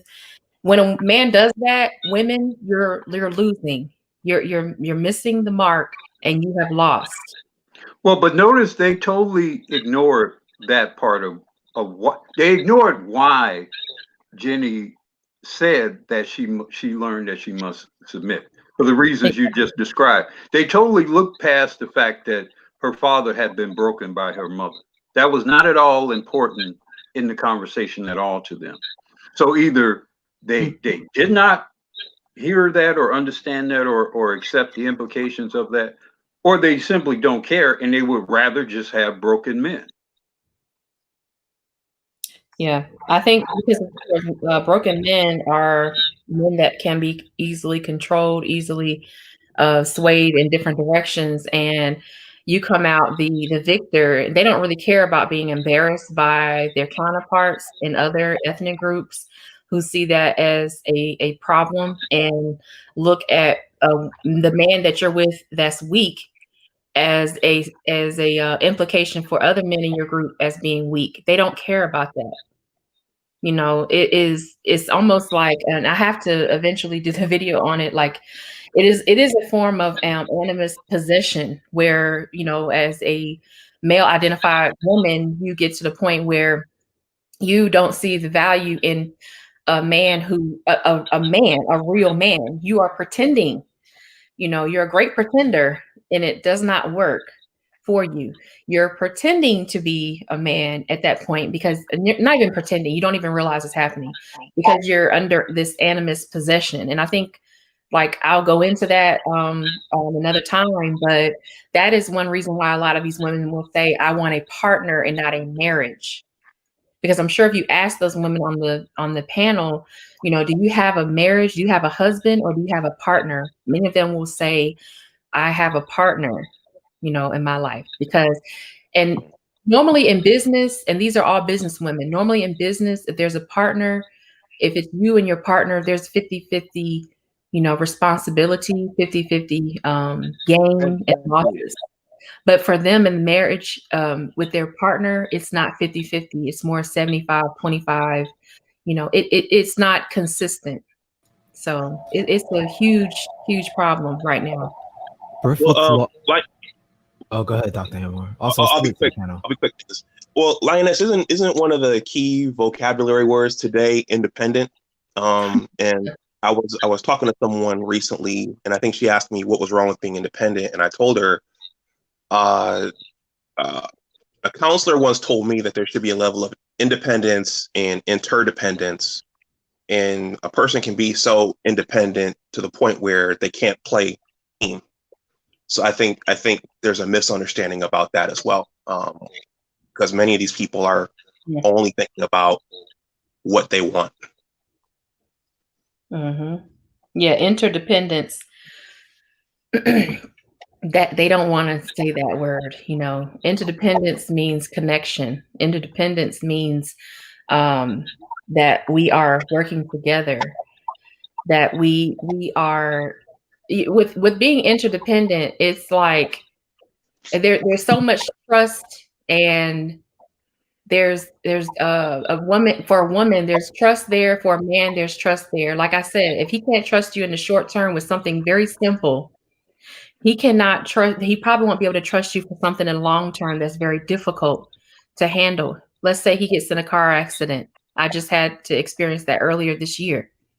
Mm-hmm. A few days after New Year's Day, where the car flipped 6 times on the freeway. And his car flipped 6 times on the freeway, and I was in the bed asleep and had to deal with the therapy and deal with the after effects of that. If this man doesn't trust you to do like simple things like cook him a freaking meal, how he gonna trust you for something like really serious where you could have been paralyzed, something really serious? These women don't understand interdependence. They don't understand they understand independence, but in their direction. They don't understand interdependence as far as I got your back, you got my back. There's no conditions on this. Like, well, I can't do that for you right now, but can you do all this for me tomorrow? No. There's no trust with you. Like, why would I want to be with you? If he can't even trust you with simple stuff, he can't trust you with his children. And that's where it's leading to, Nicole, that has been shown if very ineffective, even with the raising Grandma children now for the last 40 years. This is a result of this partnership nonsense. Mm. And a lot of women don't see that. That's why I heard now many times with the Jeannie thing, just the word alone is a problem. Now, what they do with their relationship is their fucking business. But all knows when just the word alone is triggering, Now, if she's playing Jeezy, that's fine. He signed up for it, But just to sit here and keep this constant problem about just the word that you have to play your part as a mate. And if you can't trust a man all the way for every little thing, then don't even bother mess with him. So that's simple. No man's gonna sit there and have somebody still dictate something, especially when it comes to a marriage. So when they talk about this 50-50 nonsense, they're talking about that's the way they always wanted for decades upon decades upon decades. Men never came up with no fucking 50-50. That was engraved in them by what they see their mother did with their father. So I'm not sure why people said that, men always no. You wanted that. You created that. Men don't create shit half and half. It's either it's all the way in or it's nothing. That's right. Why leadership is such a weakness in the Black community, because they want to still dictate the major decision a man will make that's final. When a man makes a decision, even go as far as marriage, it's final. If that's why you don't see a lot of Black men divorce a lot of women once they make their decision. Maybe some have, but it's a very small percent. Well, imagine now with this new generation of men saying, if you don't go along for the long haul, I'm just going to end it off very soon. And that's coming. Because all the 7% nonsense of they initiating divorce, that's going to slightly change. It's going to be two things. Either they don't marry you all, but if they do marry you, they're going to divorce you for whatever reason. And they're going to get it one way or the other. Mm-hmm. That's all. Mm-hmm. Thank you for that. Remember, all other races of men, they don't put up with that shit. They will walk out in a heartbeat. Yeah. Well, Lioness, when I saw that particular counselor, I didn't even have a nice firm understanding of the word interdependence in my mind because it kind of was never discussed as a man growing up. So Really? no, I mean maybe it was implied which is what we're all supposed to do, but I just before that session I never really thought about that. I thought we were just supposed to get together and things would magically work out, but for what that's worth. There's a few steps that people tend to miss with regards to how relationships work, specifically where you gain your original models on how a relationship is actually supposed to work. I'll say that, generally speaking, Brifeld's law and a woman's perceived intrinsic value from the get-go made a situation where when feminism allowed for the option of women to essentially cancel the social contract that was understood between men and women, it didn't cancel the contract itself for men. Men are still expected to uphold the responsibilities of the social contract, while feminism creates a situation where she's liberated from it. So she will be free to act on Brifeld's law, meaning she can engage in whatever she wants, however she wants, whenever she sees fits, all under the ideology of 50-50. So we've got an inherent imbalance that creates tyranny from the beginning, but people have been socialized and normalized to think that this is normal. The reason why is, and this is my opinion, and I think this is why the gynocracy is so interesting. It's because you have three essential intrinsic sins that specifically, even more so, men seem to be subject to, where you owe a debt because you were born. You owe a debt because you look like your father. And you owe a debt as a black man because you didn't, quote, save them from slavery, end quote. And so you are literally born into a status of being owed, much like somebody on the plantation was born, which is tapping into a ritual we saw on the plantation of being born into slavery. And so this is kind of where this algorithm is running in the background without people realizing it. This contract, this social contract, is the debt black men owe, as it's understood, to women in general, but black women in particular, which is why there's this understanding and undertone of black men belong to black women. And we belong to you even though you're apt to destroy us. So when you go back, we are a tool that you will willfully use over and over and over again beyond the point of utility and beyond the point of sustainability. And that's why we die at the rate of people in third world countries. That's why black men die at that rate. Yeah, because it's very it's just very hard to deal with, because it's almost as if you are the women, black women a lot of times are conditioned to think of black men as machines. And I think it was Robert, I think his last name is Kevorkian. He's a professor at the University of Texas, and his book I mentioned once with you, Nameless, was Color Monitors. Okay. And he goes into detail about a lot of movies where the androids were stand-ins for black men or black boys or black girls, but never were the androids stand-ins for black women in a lot of the movies. Many of, like, for instance, in iRobot, most of those robots were stand-ins for or black, they said black people, but it was mostly black men. It was like all identical and everything. They had certain expectations of them. When they turned on them, the police were out, it was like straight up like Ferguson, something like that. That's what it reminded me of.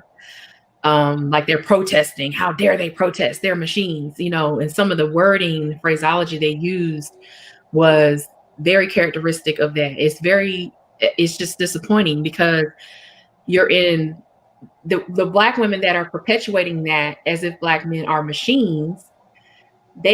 You're losing in doing that. And I could not I couldn't see those women on that panel, like recognizing that they are losing and wanting to promote that, but I'm sorry. I just had to mention that because it seemed like that is the going, that's been the going thread, the going trend. How black women look at not only black men, but they look at their sons, like a machine, like you just mentioned, Uru. This is why we see a lot of black men that come in, they're diagnosed with prostate cancer, for instance. Their PSA levels are way off the chart. And I'm like, the first thing we ask them is like, the doctors ask a litany of questions, but they don't ask certain questions. They ask like the standard stuff. But we go in to ask them like, what is your stress level like? What type of food are you eating? What type of exercise are you doing? What Nicole, type of that? you know And the reason why. Oh, go ahead. You know the reason why most black men in particular, don't regularly see doctors and dentists and Wow. because the greatest fear that most of us have is the notion of feeling vulnerable and having black women, seeing us as being vulnerable or in need of help. That's the greatest fear most of us have. And when you go to a doctor, that's where that can most readily and easily be exposed. That's why you have to, if you want black men to regularly tend to their health, you got to take them as little boys. You got to show them, you got to show them that it's important for them to be healthy for their own selves. Very often, and I even hear this, amongst my own female family members, even when they speak of the issue of black men being healthy or whatever, it's almost always within the context of the potential of there being less useful to everybody else, particularly less useful for women if they somehow become ill or infirm or die. It's always, well, right. If you get sick or you die, what's going to happen to us? Their health in and of itself for themselves is not really of any importance to most people. And you see that what happens to men, particularly black men, when their utility is on the wane. You see what happens to them.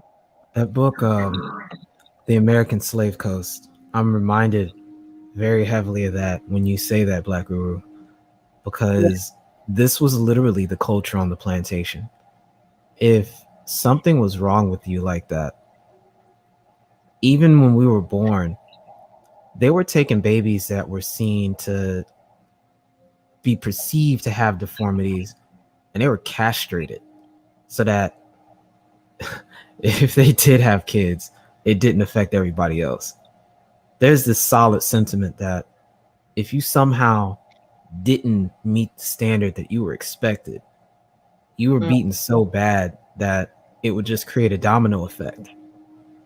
And it's interesting how a lot of that gets disguised as strength.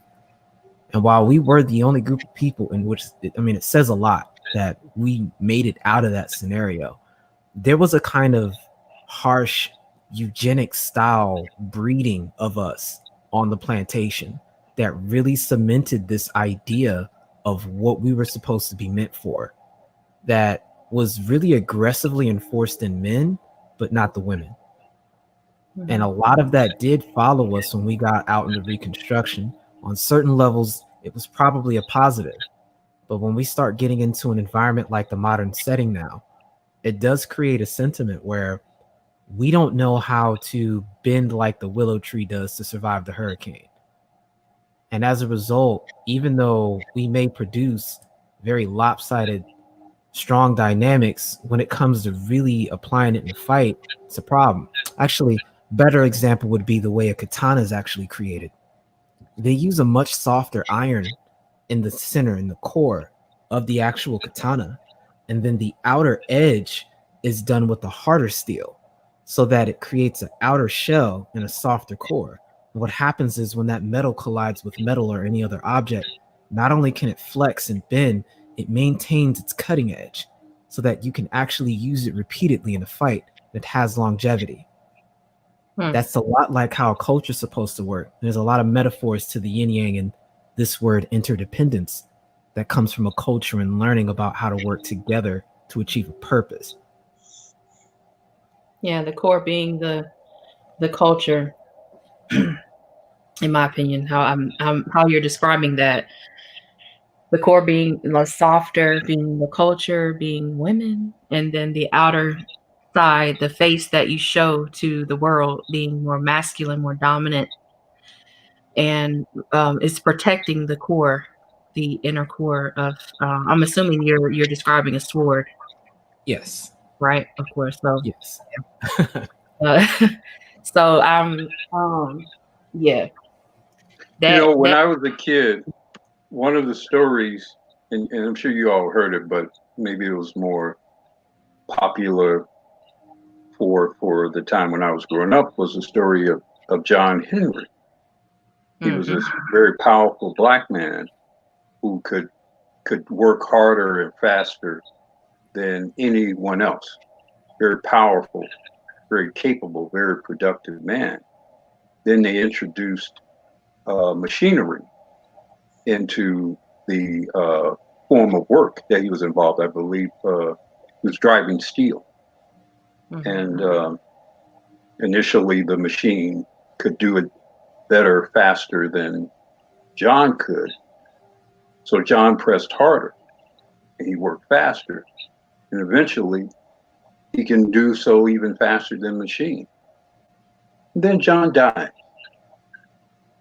Now think about the moral of that story. Think about the lessons that are being taught to black boys with that story. And this is considered to be a great story for black people.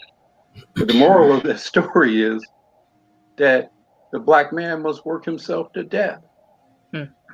That's where his value is. That's where his only value is, to work himself to death. If we go back to that ritual of sacrifice I was talking about earlier, and that's why your birth is considered a debt. And when you look at the behavior, it plays out that way because this was literally true on the plantation. You were something that could be utilized as collateral. You were a walking debt. You had a ledger to pay off, and your work was supposed to be compensating it. That is literally the way slavery worked. You're born with the mark. It's it's crazy, but you can see it in the behavior on the panel when you go back and listen to them speak and how they talk. It is ownership that they're speaking about. Because if that was not a black man that they were talking about, and you can flip that to the situation with Fantasia, if they weren't talking about any other group of men besides black men, it would not have garnered the attention that it did. And not only that, if I can remember that in their mind that you not really have no value to them unless it's something useful. So obviously when they talk about, why they act so submissive to other cultural men than black men is because they already expect complete submission from you to them. And I never did broadcasting. I never really examined this, but it's something that has to be probably examined more than now. Because if you're not being submissive to the men of your group, then really you act, and by default, you expect submission from them to you. So we had to be honest, and the conversation has to be really asked, because you can't complain about your environment but you're sitting there expecting somebody to fix something that you intentionally don't want to really fix. So subjugation is normal. So in regards, how can I say this? When I said they'd rather be in the rulership of another group of men and seeing black men in so-called power because they said they're gonna be just like these men. No, it's more than that. You don't want the black man to rise to be in power, period. Because if he does, it still wants you to be the one to push the fingers of how things should be dictated. You know? So it's better off that he doesn't get that position because it's comfortable. You're comfortable in the nesting. So you shouldn't complain about oppression. It's that simple. Yeah. One conclusion that I came to is black men are like the only group that has never fully integrated society, whether they wanted to or whether they were forced not to. So it's almost like because of that, we get shunned at every corner, no matter what. It's almost like, it's like we exist physically, but mentally, most will wish that we didn't at the same time. It's a weird paradigm how all of that works. I know what you mean by that because I've seen that. I swear, it's like sometimes y'all say things and I'm like, I was just thinking that. Some of the patients will say, why are you asking me this? Why do you care? And I just have to, excuse myself and, just walk away because I'm like, why wouldn't I care? Just like look at how the I'm asking you if you're okay. I'm asking you these questions, and I'm sorry. I see a lot of the patients, like my dad and my uncle, my cousins, and a lot of them are not in their 60s and 70s. They're like in their 30s. And they're like, well, why do you even care? And I'm just like, really? Like I want to ask, who hurt you? Like, what is going on? And we're simply asking, and sometimes not even asking. It's just write down things that you do for this particular, under this heading or this heading and that. And most of them, like when I see like the older men, I can tell there's like a shift that happens in a realization that's like, no one cares, because a lot of times the responses it's like NA, like not applicable to me, or no answer, no response. And I'm just like, wow, I can see that. And it hurts because my dad, like a lot of his friends, they going through a lot of health issues now, military, they're veterans and stuff. And my dad as well. And so I see that in the fact that they're like, well, why do you even care? I'm like, oh, it really does.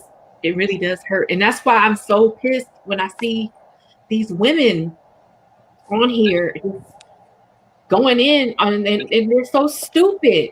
They're just so stupid. I'm like, you're Nicole, let me rock with you with this for a second because crazy. We've done 2 panels on this so far. Yeah. So let's go straight to what we know on social dominance order.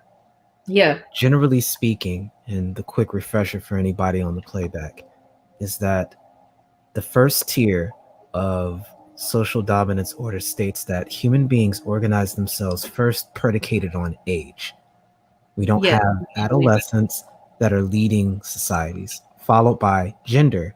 We typically do not have women who lead societies. Then we've got the arbitrary discrimination points, where various things that Neely Fuller talks about, ways that human beings can classify and order themselves via religion, political party, but the big one now for us is race. Right. You've got various arbitrary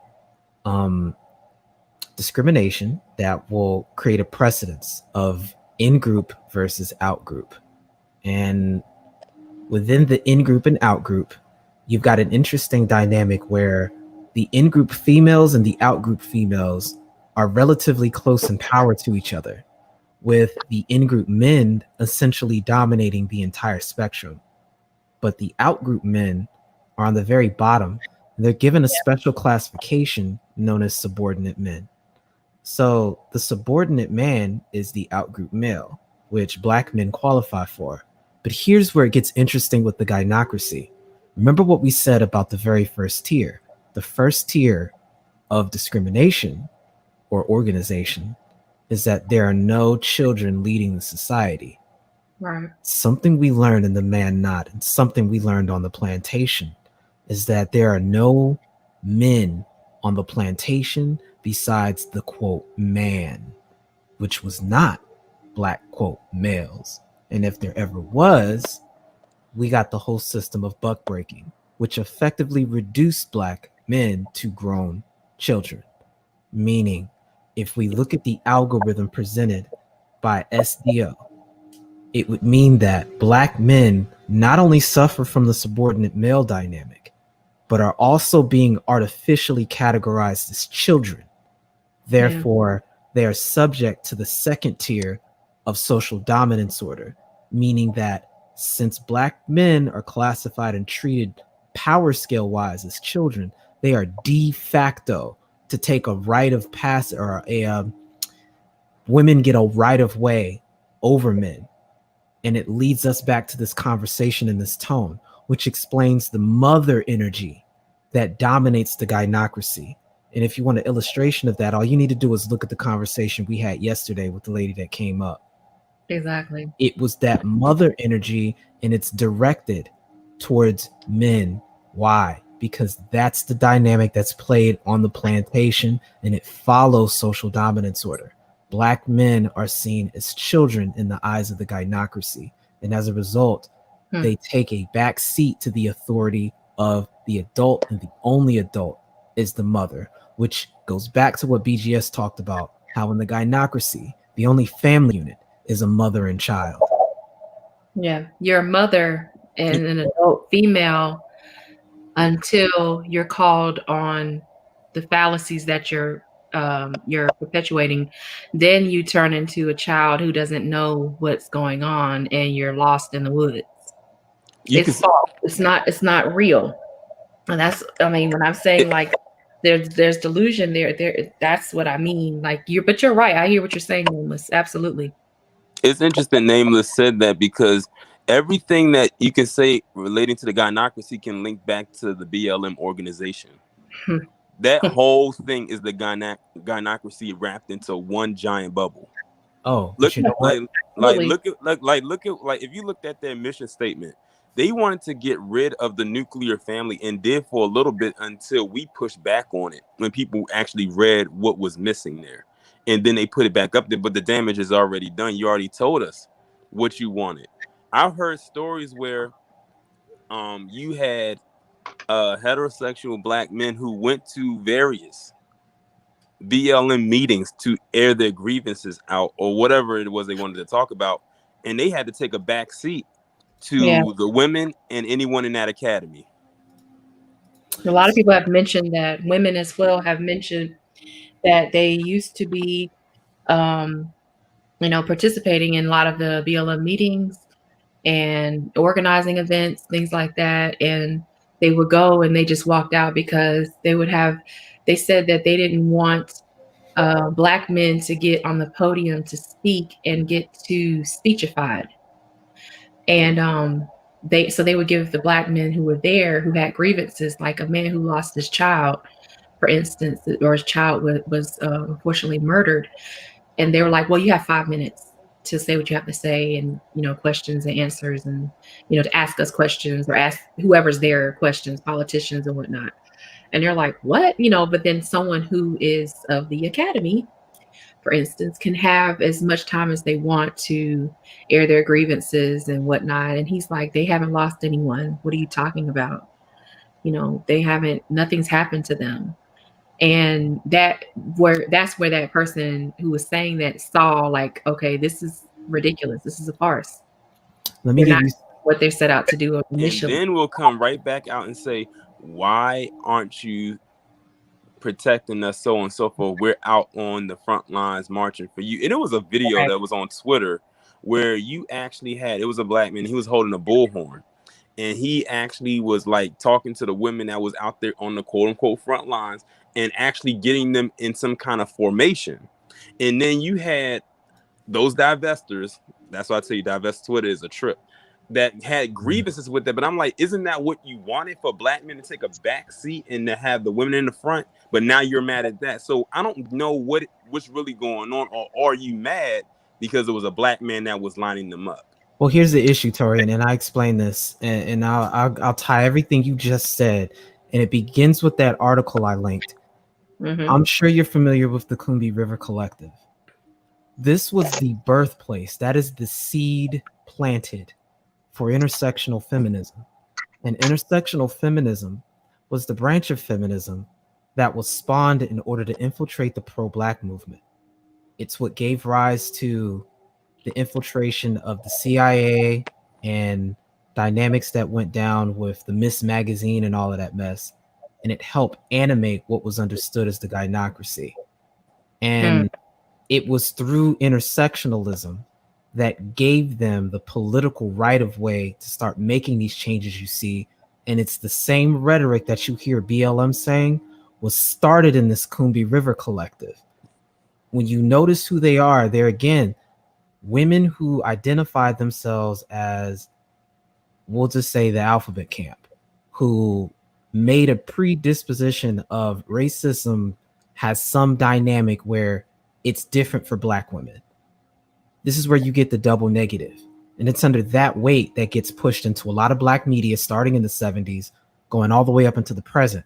But when you look at what BLM is talking about, BLM, it's literally mirroring all the points that were brought up in this Coney River Collective. And you hear a lot of these points being reproduced and talked about when you listen to the media now. You heard it come out when Lonnie Love and all of them were talking. You heard it come out in general conversations you have with a lot of black women. If you set what they're saying side by side with intersectional feminists, they've internalized these ideas. Again, the book, The Richer Sex, really goes into a great amount of detail, which is why I talk about a lot of biological denialism that takes place, because it's the social contract that feminism has divorced women from, but still upholds men to, which is why there's these expectations of men to continue to act as though we're in a traditional patriarchy, yet she's able to enjoy liberties of the modern world provided for her by those changes in legislation due to feminism. And it's, you can't, eventually you run into diminishing returns with the traditional tools used to enforce that, which is shaming and proxy violence. And the proxy violence is only going to last as long as there's enough policy to keep that happening. And we're already seeing COVID put a lot of that to the test and stress that. Hey, but didn't we hear Simone Sanders kind of say something similar? You know, who cares what you guys have to say? You know, nobody asked your opinion. Yeah, in other words, nobody asked her opinion, but you know, oh, I'm sorry. Yeah, I did ask her opinion. You know what? I met Simone Sanders once. Very strong guy. Very strong guy. Is that Obsidian Ali? It's Obsidian up there. I like Simone. I never seen her on the code before Obsidian, so this must be special. I like Simone. It's a very good discussion. Hello, Nicole. What's going on? And I enjoyed your commentary. It's a very good conversation. I'm glad that it's happening. I'm like this. I like Simone Sanders. She was a great linebacker back in the day.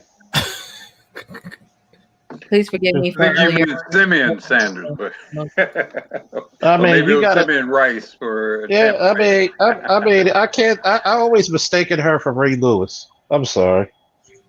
They got the same shoulder size. I mean, shit. God damn! God forgive me. To the conversation or Dr. Falcon. But it is largely our fault as men in this respect. And this is something that I have been dealing with my own daughters. You know, from a propaganda standpoint or whatever, and I said it in a chat earlier, Nicole, you know, women collectively grossly overvalue their contribution to modern society. You know, all virtually all of the tangible aspects. Is someone else speaking? I don't know. It sounds like we have an echo. Oh, the echo. All of the Yeah. tangible aspects of the modern society, virtually everything that women enjoy, are created, invented, built, maintained by men. Virtually everything. You know, so women get to, you know, I'm going to say this somewhat, I'm going to appear somewhat, I guess, misogynistic, but women get to prance around in this world in a very sort of arrogant way. Meanwhile, for the most part, it's men that are sacrificing their talents, their blood, sweat, tears, and even lives very often for the comfort of these women. And they have no perspective at all of what that entails, what that requires. And we don't even remind them of such.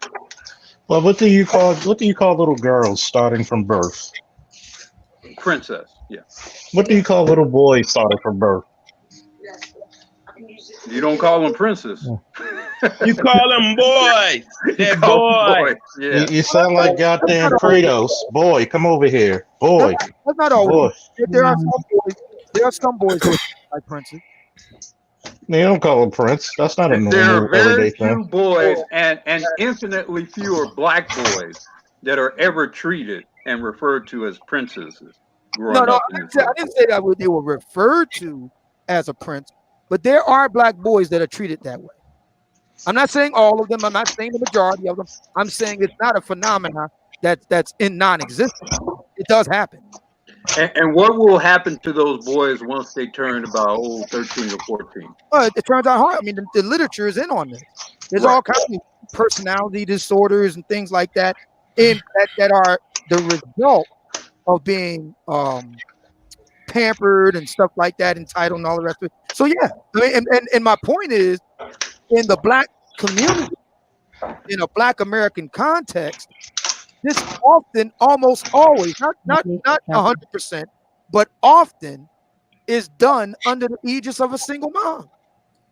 So you got a compensation dynamic oftentimes that's going on with that. So you'll see them at like they're going to even be a year old, but they'll be out there buying them Jordans and all kind of outfits, and they'll take them on IG and all kind of other social media and taking pictures, and they think that makes them a good mother.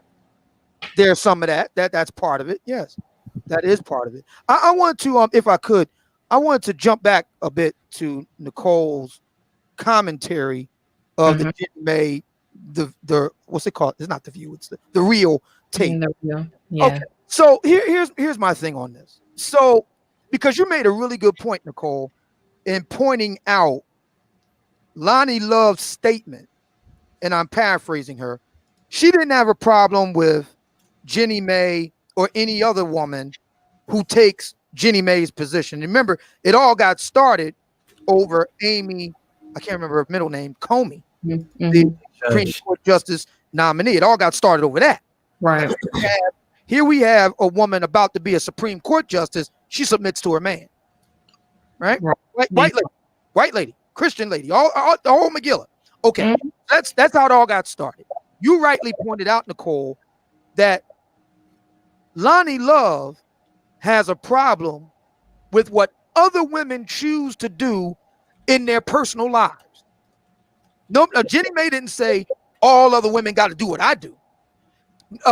Justice, soon to be Justice Amy Coney didn't say all women got to do what I do. They just said this is what I'm doing in my life. Right. And Lonnie Love has a problem with that. I thought the point, and you pointed to excellent point, Nicole.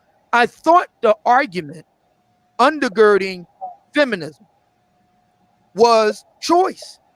Yeah. I mean, if a woman wants to do that, that's her choice. If a woman doesn't want to do that, that's her. I thought that was the whole point. That's what they said initially. But then when you give a woman agency and you pretend, let's just pretend that women can think, and you admit that women can think, then it's a problem, And that's the first thing they had an issue that they flipped on. They contradicted themselves on.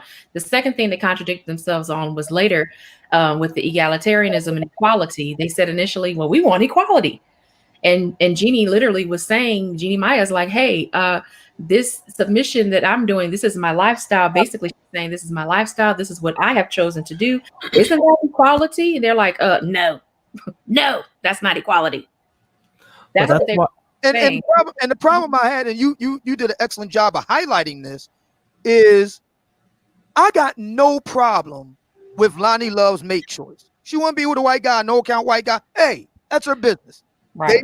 They want to do 50-50 or what. Good on her. But she doesn't seem to be okay with just leaving it at that. It's as if she's got to impose that on everybody else. That's the problem I have with her. Right. Well, 50-50 for her is code for I want equality as long as it benefits me and only me and me first. See, Lonnie Love, like a lot of women out there, overestimate themselves. They never took that hard look in the mirror, that honest look that says, you ain't shit. Your shit's not as hot as you thought it was. You really with a guy you're probably not even physically attracted to, just to keep face in Hollywood to say you got a man. You really think she wants to be married to that guy? The guy looks like a skinny Alfred Hitchcock. She's not attracted to that guy. But what she wanted was, why can't I get an Idris Elba? Why can't I get a Jeezy? Yeah. Yeah, and see, the thing is, Lonnie Love has been in, I'm sorry if I interrupted, but Lonnie Love has been, like I said last night, she's been in the media for a long time. I don't know how much comedic skills or how many jobs she's gotten as a comedian or an actress. I'm not sure about that, but it couldn't have taken you taking you that far if you where you are now. Anyway, so what I will say is that she's been around rappers such as Jeezy, such as T.I., Jay-Z. She's been around these people, entertainers, not just rappers and ball players, but actors, producers, directors, other comedians, and so forth and so on. And they, there's something about you. Like I said earlier in the stream, you are the common denominator in your failure. If you look around at all of your failed relationships or just past relationships, and we won't say completely failed, but just past relationships, you're the common denominator. You're the change that needs to happen. Like something in you needs to shift, and only you can initiate that and get the ball rolling on that. If you choose not to, don't get mad at other women that are, like Obsidian said, they're just saying, this is what I do. The telling issue that I saw was at the very end when Lonnie Love was adamantly stating, keep that in your house. And she said it over and over and over again, which ties back into where I think the point of origin of this behavior comes from, which is feminism wasn't so much about choice as much as it was about divorcing women from the social contract while at the same time maintaining men's obligation to it. So we get this scenario of this appearance of cherry picking what's convenient for them as it pertains to the old contract, while expecting men to continue to provide all of these benefits. It's like paying for a bill, but you're not getting any of the services. There you go. Well, you're supposed to maintain it because guess what? She's only mad that we don't prop her up for one reason and one reason only. She's too damn heavy to exalt. Too damn heavy. When you break the platform, you're trying to uphold her on. Oh, man. She has gravitational pull, man. What the hell are you talking about? She has a lot of baggage. And I would have more respect for her, as I said earlier. I would have for some of the ladies as a woman. If, for instance, Love, I mean, I'm not going to go in on her because, it is what it is. Everybody already kind of knows her choices that she's made as far as a lot of things. But when we look at something like an Adrienne Bailon, who is still marketable, but she has made choices that have put her out of the market, have put her out of being chosen by the man that she thinks he deserves. You know, that I think I deserve this man. No, you don't. You're a dump off. Like, let's be honest, honey. You know, if you weren't out there, and which then, well, I'm having to meet you again because you over there chewing on some chiclets or something, uh, rummaging through some papers. Um, but like it's so contradictory because you know the feminism is like I want to hear the feminism. I want to be just like Omega Dress said, feminazism, and you want to just feminine your life the whole way, and now you're realizing feminism has failed you, but you will not admit that. You cannot say feminism failed me, I failed myself. This is what young ladies should do. Don't make the mistakes I did. Please try to make the right choices and choose the right man that will in turn give you the privilege of his hand in marriage and everything and take you under his direction and discipline. That's not what they're saying. They're like, no, forget all that. No, we do. You're destroying the the idea of sanity. You're just destroying it. Like the idea of just being sane, a sane woman in America, is that a crime? You're making that a crime now. Well, we go back again to why I think there's an overwhelming majority of Black women who are in the Black churches now. This concept of redemption without actually having to do the work to redeem yourself is very, very popular. And I think the issue goes back to that accountability dynamic where nobody wants to admit that the people who've been in charge may have been poison in the well the whole time and don't necessarily want to admit that. And when they're confronted with the reality of that, you either run back and try to hit the reset button, or you convince everybody else around you that they're the ones wrong. And I think that's where a lot of this gets perpetuated into, because there's a vested interest in, I guess, buying into the illusion. And so this is what you see happening on that panel. Nobody wants to admit that something was wrong. I think that's really what was animated, which is where we get this defensive, don't talk about it. I think Kendra made an excellent point a while ago about talking about the construct, the psychological construct that compensates for the innocence that a lot of women give up to enter into the gynocracy. And it's usually one way or another. And when you have a lot of shared trauma and negative experiences that get sold to you as part of the culture and normalized, you start to think that that's how reality actually is. And that kind of becomes the tools that build your worldview. And so when you get into the presence of actual order and real function, and you find that you can't compensate or you can't compete in that, you have to say that the game is rigged and convince others so that you can start a new game that suits your dysfunction. And I think a lot of these shows that we're seeing now have been effectively mirroring that. And human psychology has this weird way of using things like mirror neurons and stuff like that to accommodate that worldview and multiply it.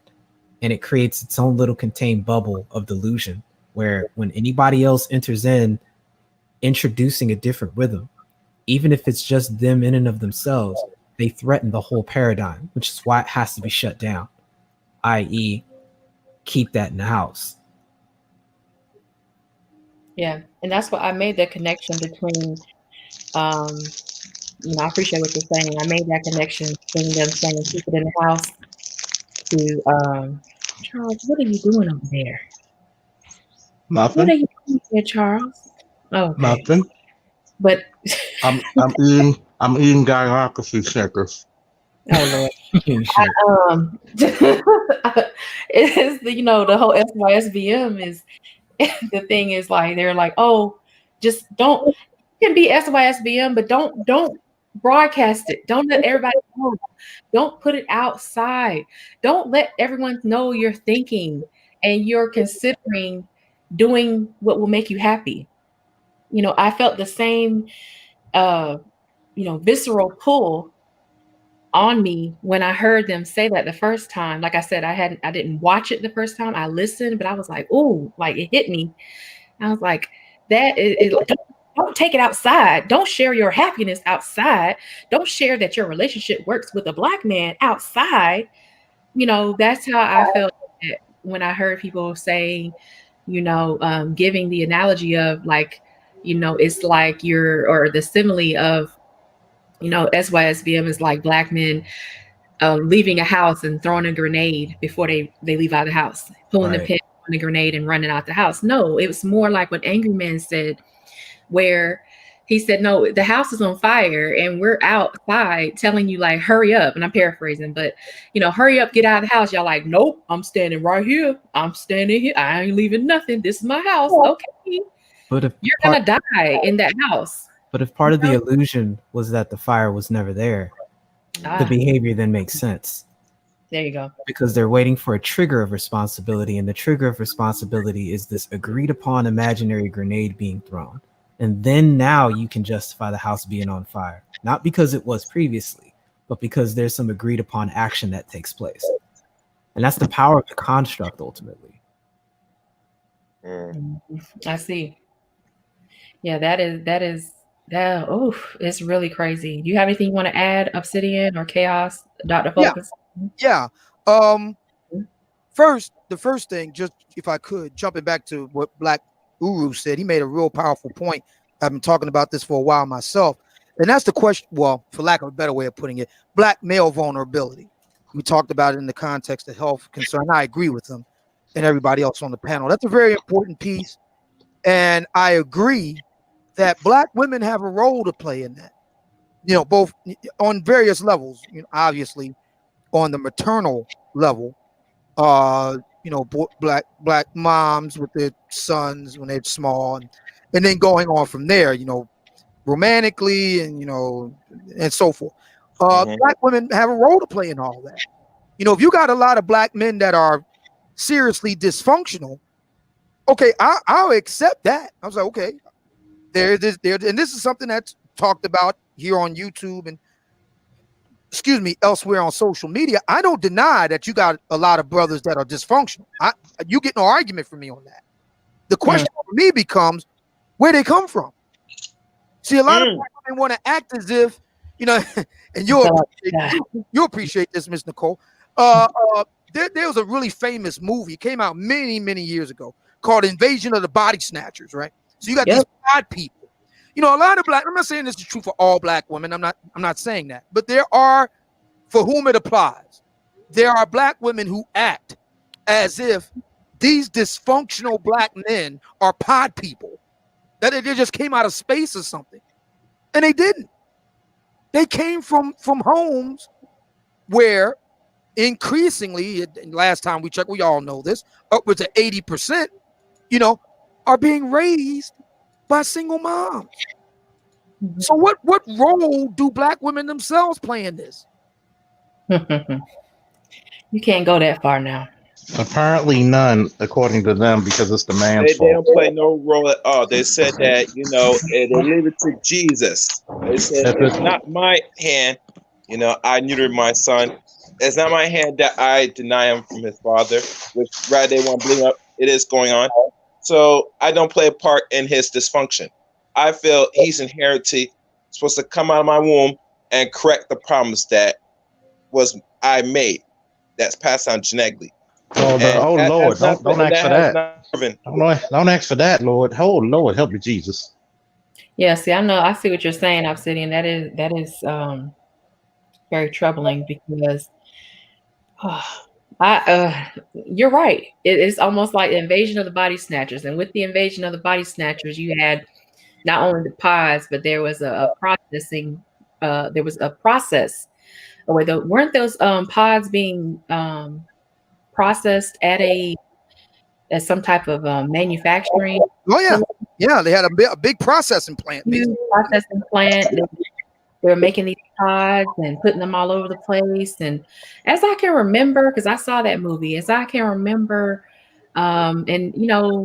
I don't deal with the whole, I'm like Lonnie Love. I don't deal with the labels. So, there's no such thing as like chauvinist or anything like that, or anti-woman or anti-man, all this. There's no labels. I remember in that factory, it was a lot of women in that factory with them dang pods. Oh yeah. And as I got older, I was like, what does that mean? Like, I was like, wait a minute. There was a lot of women. I kept rewinding it because, this is back in the day, VHS. And I was like rewinding it. And I was like, wait a minute. It's a lot of mothers in that factory. But we go back to that construct. Yeah, exactly. And I'm not saying, by no means am I saying that grown black men, adults, many of us middle-aged or older, don't have a role to play or don't have responsibility for getting our act together. We do. Like whatever. I had an issue with that. And from what you're saying. No. I'm saying no way am I that brothers who are now adults. In no way am I saying that black men who are now adults don't have responsibility for their own lives. They most certainly do. I'm just simply saying. Hello? Can you hear me? Hello? Yeah. And Nicole, can you hear us? Hello? Hello? I think she's lost. Can you hear me? She might have a connection problem. Yeah. Yeah. We can hear you. Can you hear me okay? We can hear you. But my connection was kind of janky for a hot minute. But okay. I was just simply saying that in no way am I attempting to suggest that black men have no role to play in their own situation. They do. But all I am saying is that we have this dynamic in place where a lot of black women online want to present it as if this is something that's independent of them. And it's not. But in the construct that they've created, it is, because there's a whole bunch of steps you get to skip when your paradigm of how family and society works is predicated on media and ideas passed on to them by their grandmothers. So if you don't have any working model that you identify and with, it's predicated on you having total dominion over children, male and female. See, my issue always with them is give your. Can you hear me? I can hear you. I think Uru was saying something though. I didn't hear you. Can you hear her? She can't hear us. I can hear you fine. Oh, I'm sorry. No, it's okay. Well, I mean, my thing is until, black women like wholesale start giving their sons in particular over to their fathers, then I really don't want to hear it. You cannot have it both ways. You cannot have complete dominion over the children, then disclaim responsibility for them when most of them don't achieve the maximum of what they have the potential to achieve. You can't have it both ways.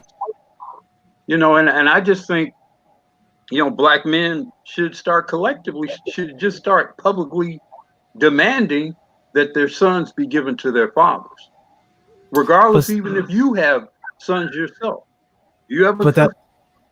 That's not going to be that's not going to tell your sister to give that son to her father, to his father.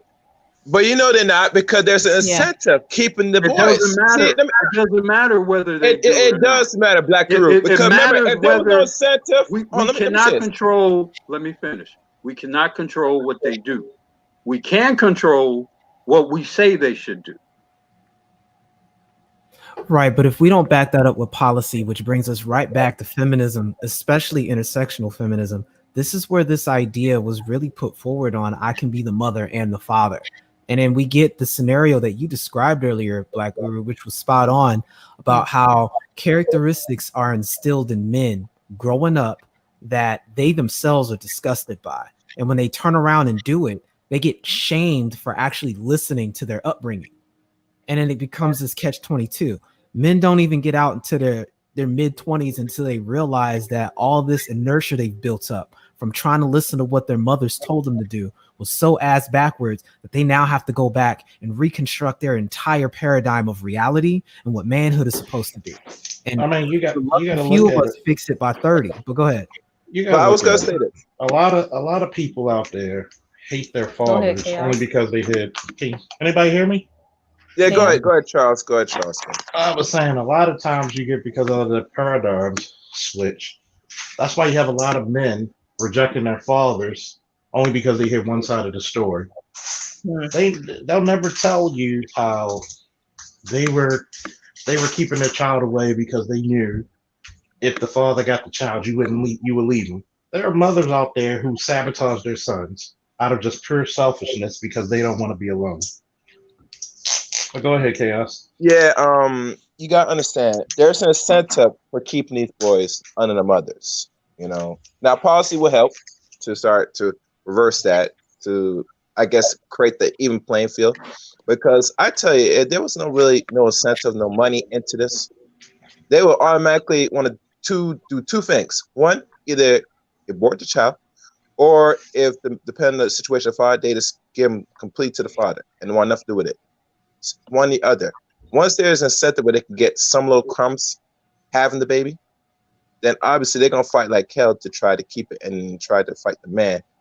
So the man had to go through hoops out of his pocket, tried to fight the court system, same system, to get at least full custody of the boys, at least. Now the girls, I don't know, but for the sake of conversation we're dealing with the boys now, that there's a lot of pitfalls, a lot of obstacles dudes had to go through just to get some intake or control of their own sons from that mother that either they choose to, that they lay with. So if there was no incentive, really truly, you would see more black deaths right now. Because a lot of them will not just give them to the father unless they can get some out of it.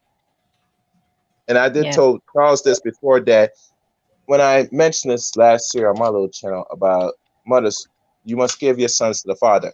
I only got one pushback from one woman that came on my panel and talking about the financial costs, say, can you hold this? Do you have children? All this diversions, and say, what does that have to do with you as a mother, knowing that you already seen that these boys has been groomed by you from 0 to 18. Look at the aftermath of this. So it really comes down to, if I'm not getting money or I can't be in control, then I don't want nothing to do with it at all. It's those two factors. They are not willing to give up their sons to the father for any circumstance at all. That's why you hear when I mention, or any man mention it, they're going to say, well, we got to still co-parent. What we have to deal with co-parent. We know, in conclusion, they stay around you, we know what's going to happen. So obviously you like the environment that you nest in, that you fucking nest in. I don't hear about no fucking white supremacy when you still play king and be the advocate of this bullshit. Yeah. You got to remember, Chaos, I was on that channel with you, and the woman tried to use the excuse, could you handle the cost? I said, what the fuck you think I'm doing now? See, you think of black men. Let's back up from the original story. You think of black men as the man not. You don't think of us as being responsible because you didn't raise your black men to be responsible. You didn't raise your black men to being capable. For the simple fact of the matter, the few who actually are successful, they just said, I don't even want to deal with your ass. Yeah. And it's not because, black men have this affinity to white women. Oh, Lord, I got to get me a white woman. No, it's the fact of the matter that we know at the end of the day, why we keep rolling cracks when we just going to get a bad deal. You're just going to kick the dice over every fucking time. You got chicks like Alani Love who are upset because she can't get the men she wants. And that's what it basically boils down to. You're mad because you're in Hollywood. You think you should deserve the highest tier. You think you should tell everybody what to do. But you have a fucked up relationship. I mean, look at Fancy. You were the shit back in your prime, but you wasted your prime. And what are you now? Lonely. You couldn't get an ad on a fucking cat food commercial now. But go ahead. I'm reminded of what we said earlier, and it's looking like black men are being raised to uphold the portions of the social contract that they divorced themselves from, they being women in general, black women in particular. And when black men raise the question of why should I uphold this, they're presented with the debt paradigm I talked about earlier as well, where your birth was automatically considered a burden. And you take on the collective, quote, failures of men who came before you that you had nothing to do with. And black men walk through life with this guilt, trying to fix something that they were never given the tools to even fix. And when they go back to try to fix it, they're met with literally the same mothers that told them to fix the problem. It's like black men are expected to be security network programmers, but they're not given the security clearance to actually get into the databases that they have to protect. Meanwhile, it's being attacked and they're being told they're not doing their job. Yeah, they have to sign in every day. It makes no sense. It makes no logical sense. You have to sign in every day. There's two barriers you have to go through. First is a glass door. You swipe your badge, but you have to sign in with Lonnie Love sitting there with the security uniform on to let you into the secondary door. And that's the way to have to sign in with someone, but that's what you have to do. You have to sign in, and there's Lonnie Love and Monique, sitting there. But this is why other cultures have been hesitant to give leadership positions to women. There you go. Because very often their solid system prevents them from seeing the bigger picture of things. Mm-hmm. They only can see what they feel is important for them, for their own comfort, for their own security, for their own personal gratification.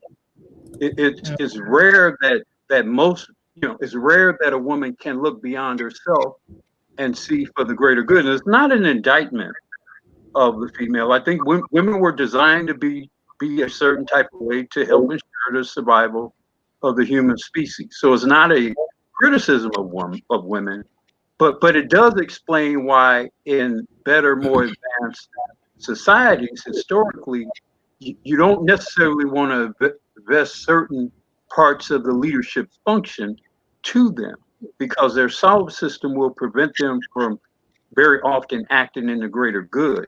And that's particularly acute amongst Black women and in the I Black just want to finish this last thought, and why I brought up the security network analysis. Mm-hmm. What Black men have in turn learned to do is hack into their own systems and solve the issue. And this behavior is expected to be normal. And when we go to other groups of people and realize that they don't have to hack into their own systems, what would make you want to go back to that? Yeah.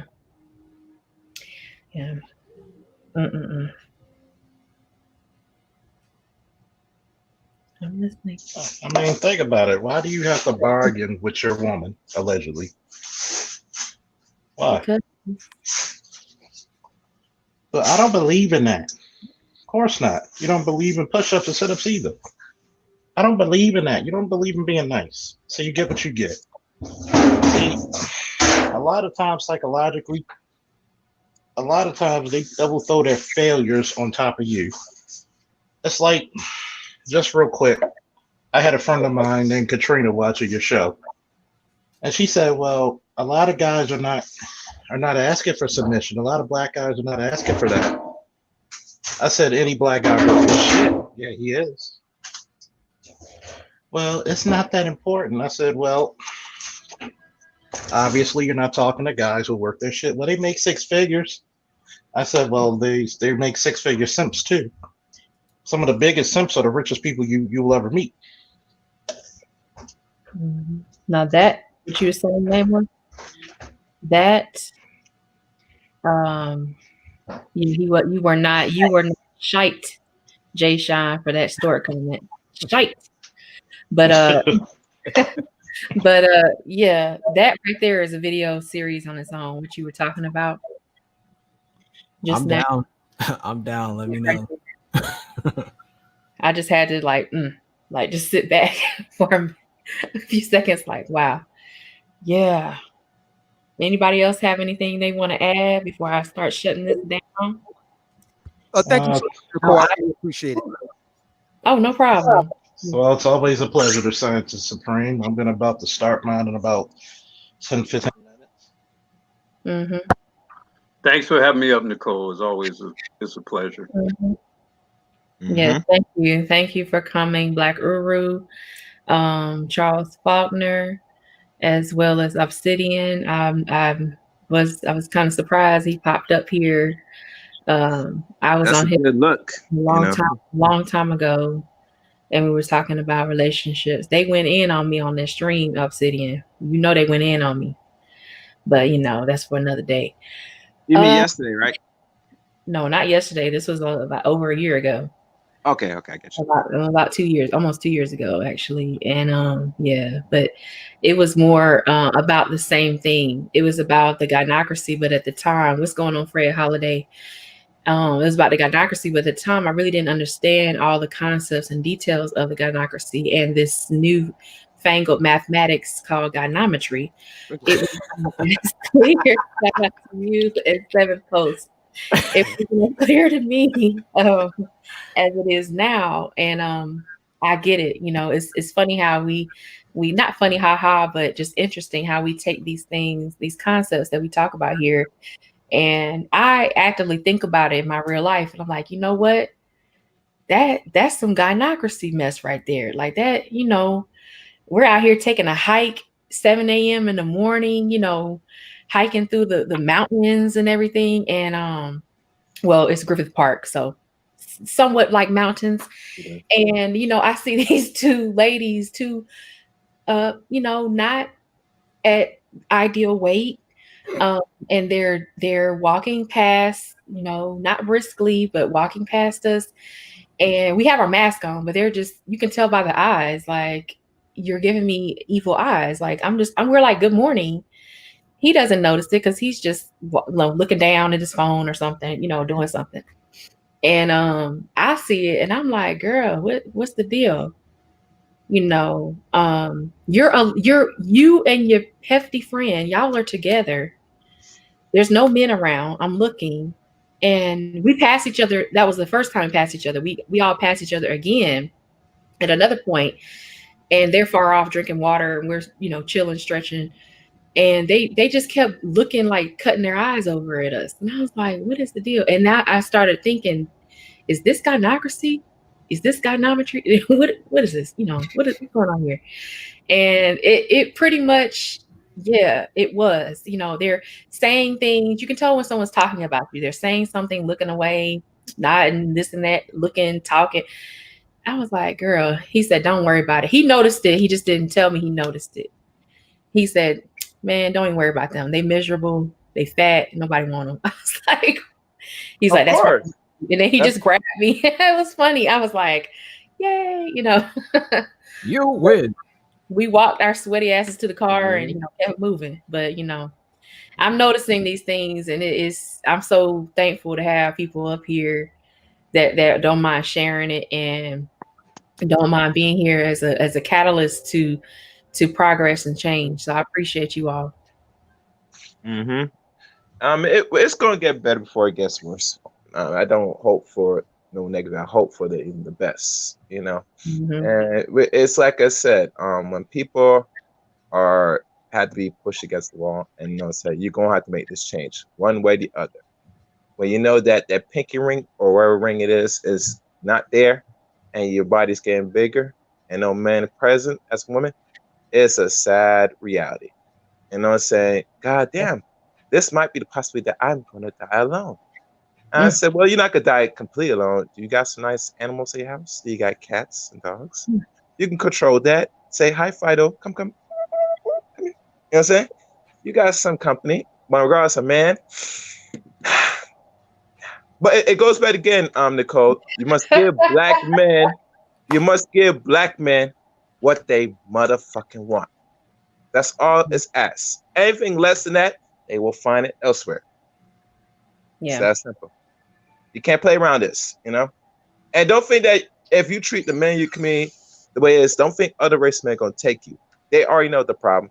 And they're going to say, yeah, we'll mess with you. We'll give you some dick and maybe a little attention. But after that, nothing more. And I think a lot of women are going to be comfortable with that. You know what I'm saying? So you got to understand, as a woman at a certain age, what is your future? You know what I'm saying? Because living this earth as a woman can be lonely. And last time I checked, in an uncertain environment where collapse could happen anytime, I don't think you want to be alone at this point. I don't think so. You're going to figure that out the hard way. Oh, trust me. Figuring the hard way might be the end.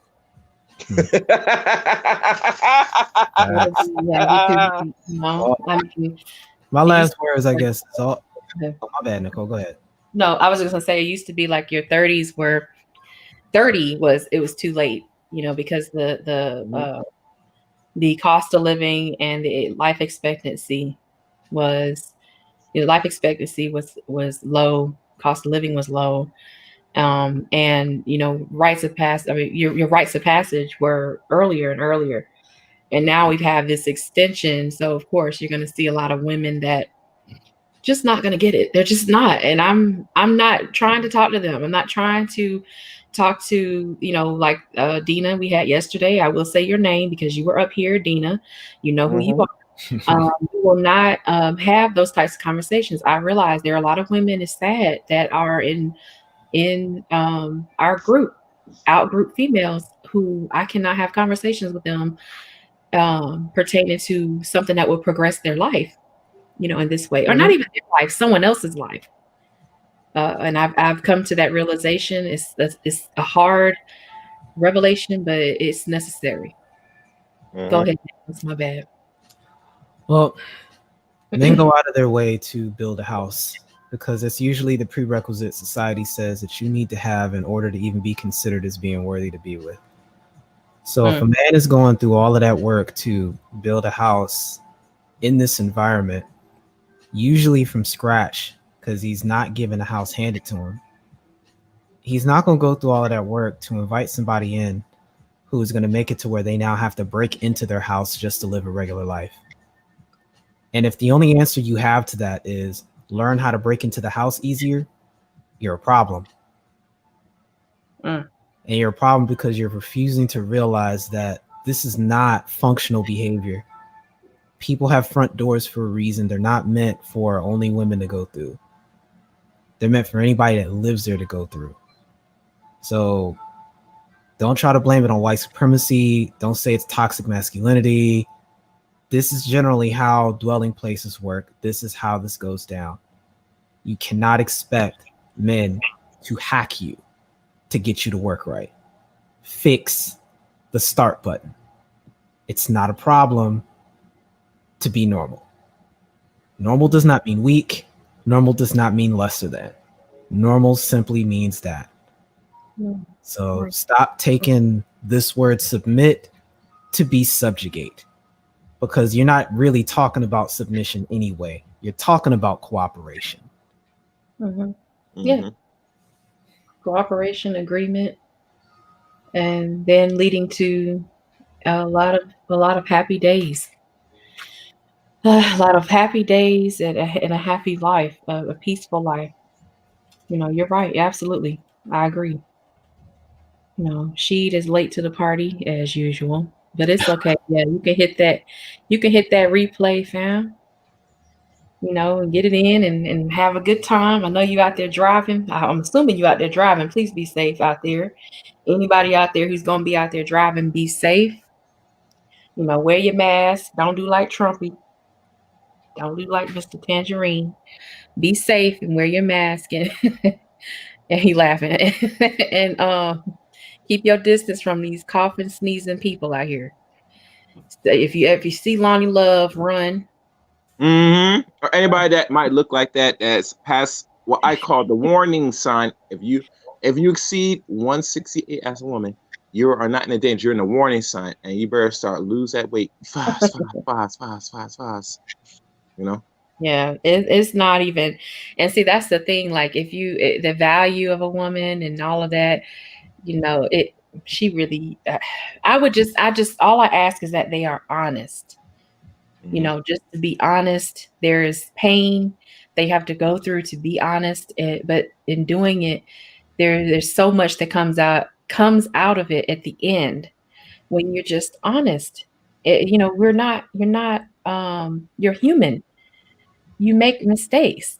You can't perpetuate yourself as this perfect creature. No such thing. Like Nameless was saying, like it's just, oh, just make it simple. Keep it simple, stupid. That's what I kiss. Your life will be so much easier. Like, come on. Normal is normal. don't try to like push against it, man. Just do your thing. Like, do your thing that is normal.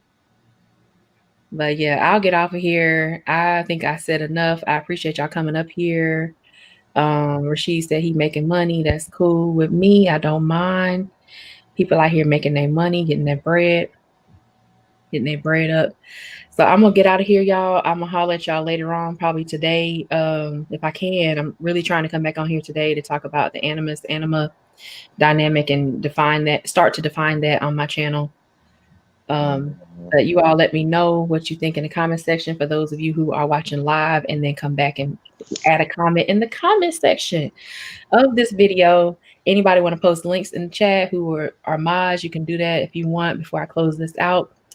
I feel like y'all have given your last words. If you want to add anything else, please do so. One thing I want to say before you leave, Nicole, and I'm going to ask you this question since you're going to be bringing up the issue of anima and animus and the collective shadow. I want you to think about, and you let me know what your opinion of, the difference between psychology and rituals. Just marinate on that and let me know what you think later. Okay. I might type that out. Psychology and rituals. Okay. I put a spell on you. Oh Lord. That's that movie called Spells, with that Negro movie. So that's that ritual. Controlling you. Anyway. Typing that out right now. All right, that's it. Oh yeah, I gotta go back to the playback of yesterday because a woman's on there giving pushback. I gotta find out what timestamp to listen to that part. I gotta get that. Yeah. Y'all have a good one. I appreciate everybody in the chat. Y'all, before I close this out, y'all hit that like button, share this stream, or don't share this stream, like this stream, don't like this stream, leave a comment or don't leave a comment. It's cool with me either way. I appreciate everybody who was here live. I'm gonna get out of here. I gotta go take care of some mice and give them some injections. So I'll talk to y'all soon. Peace. Mm-hmm.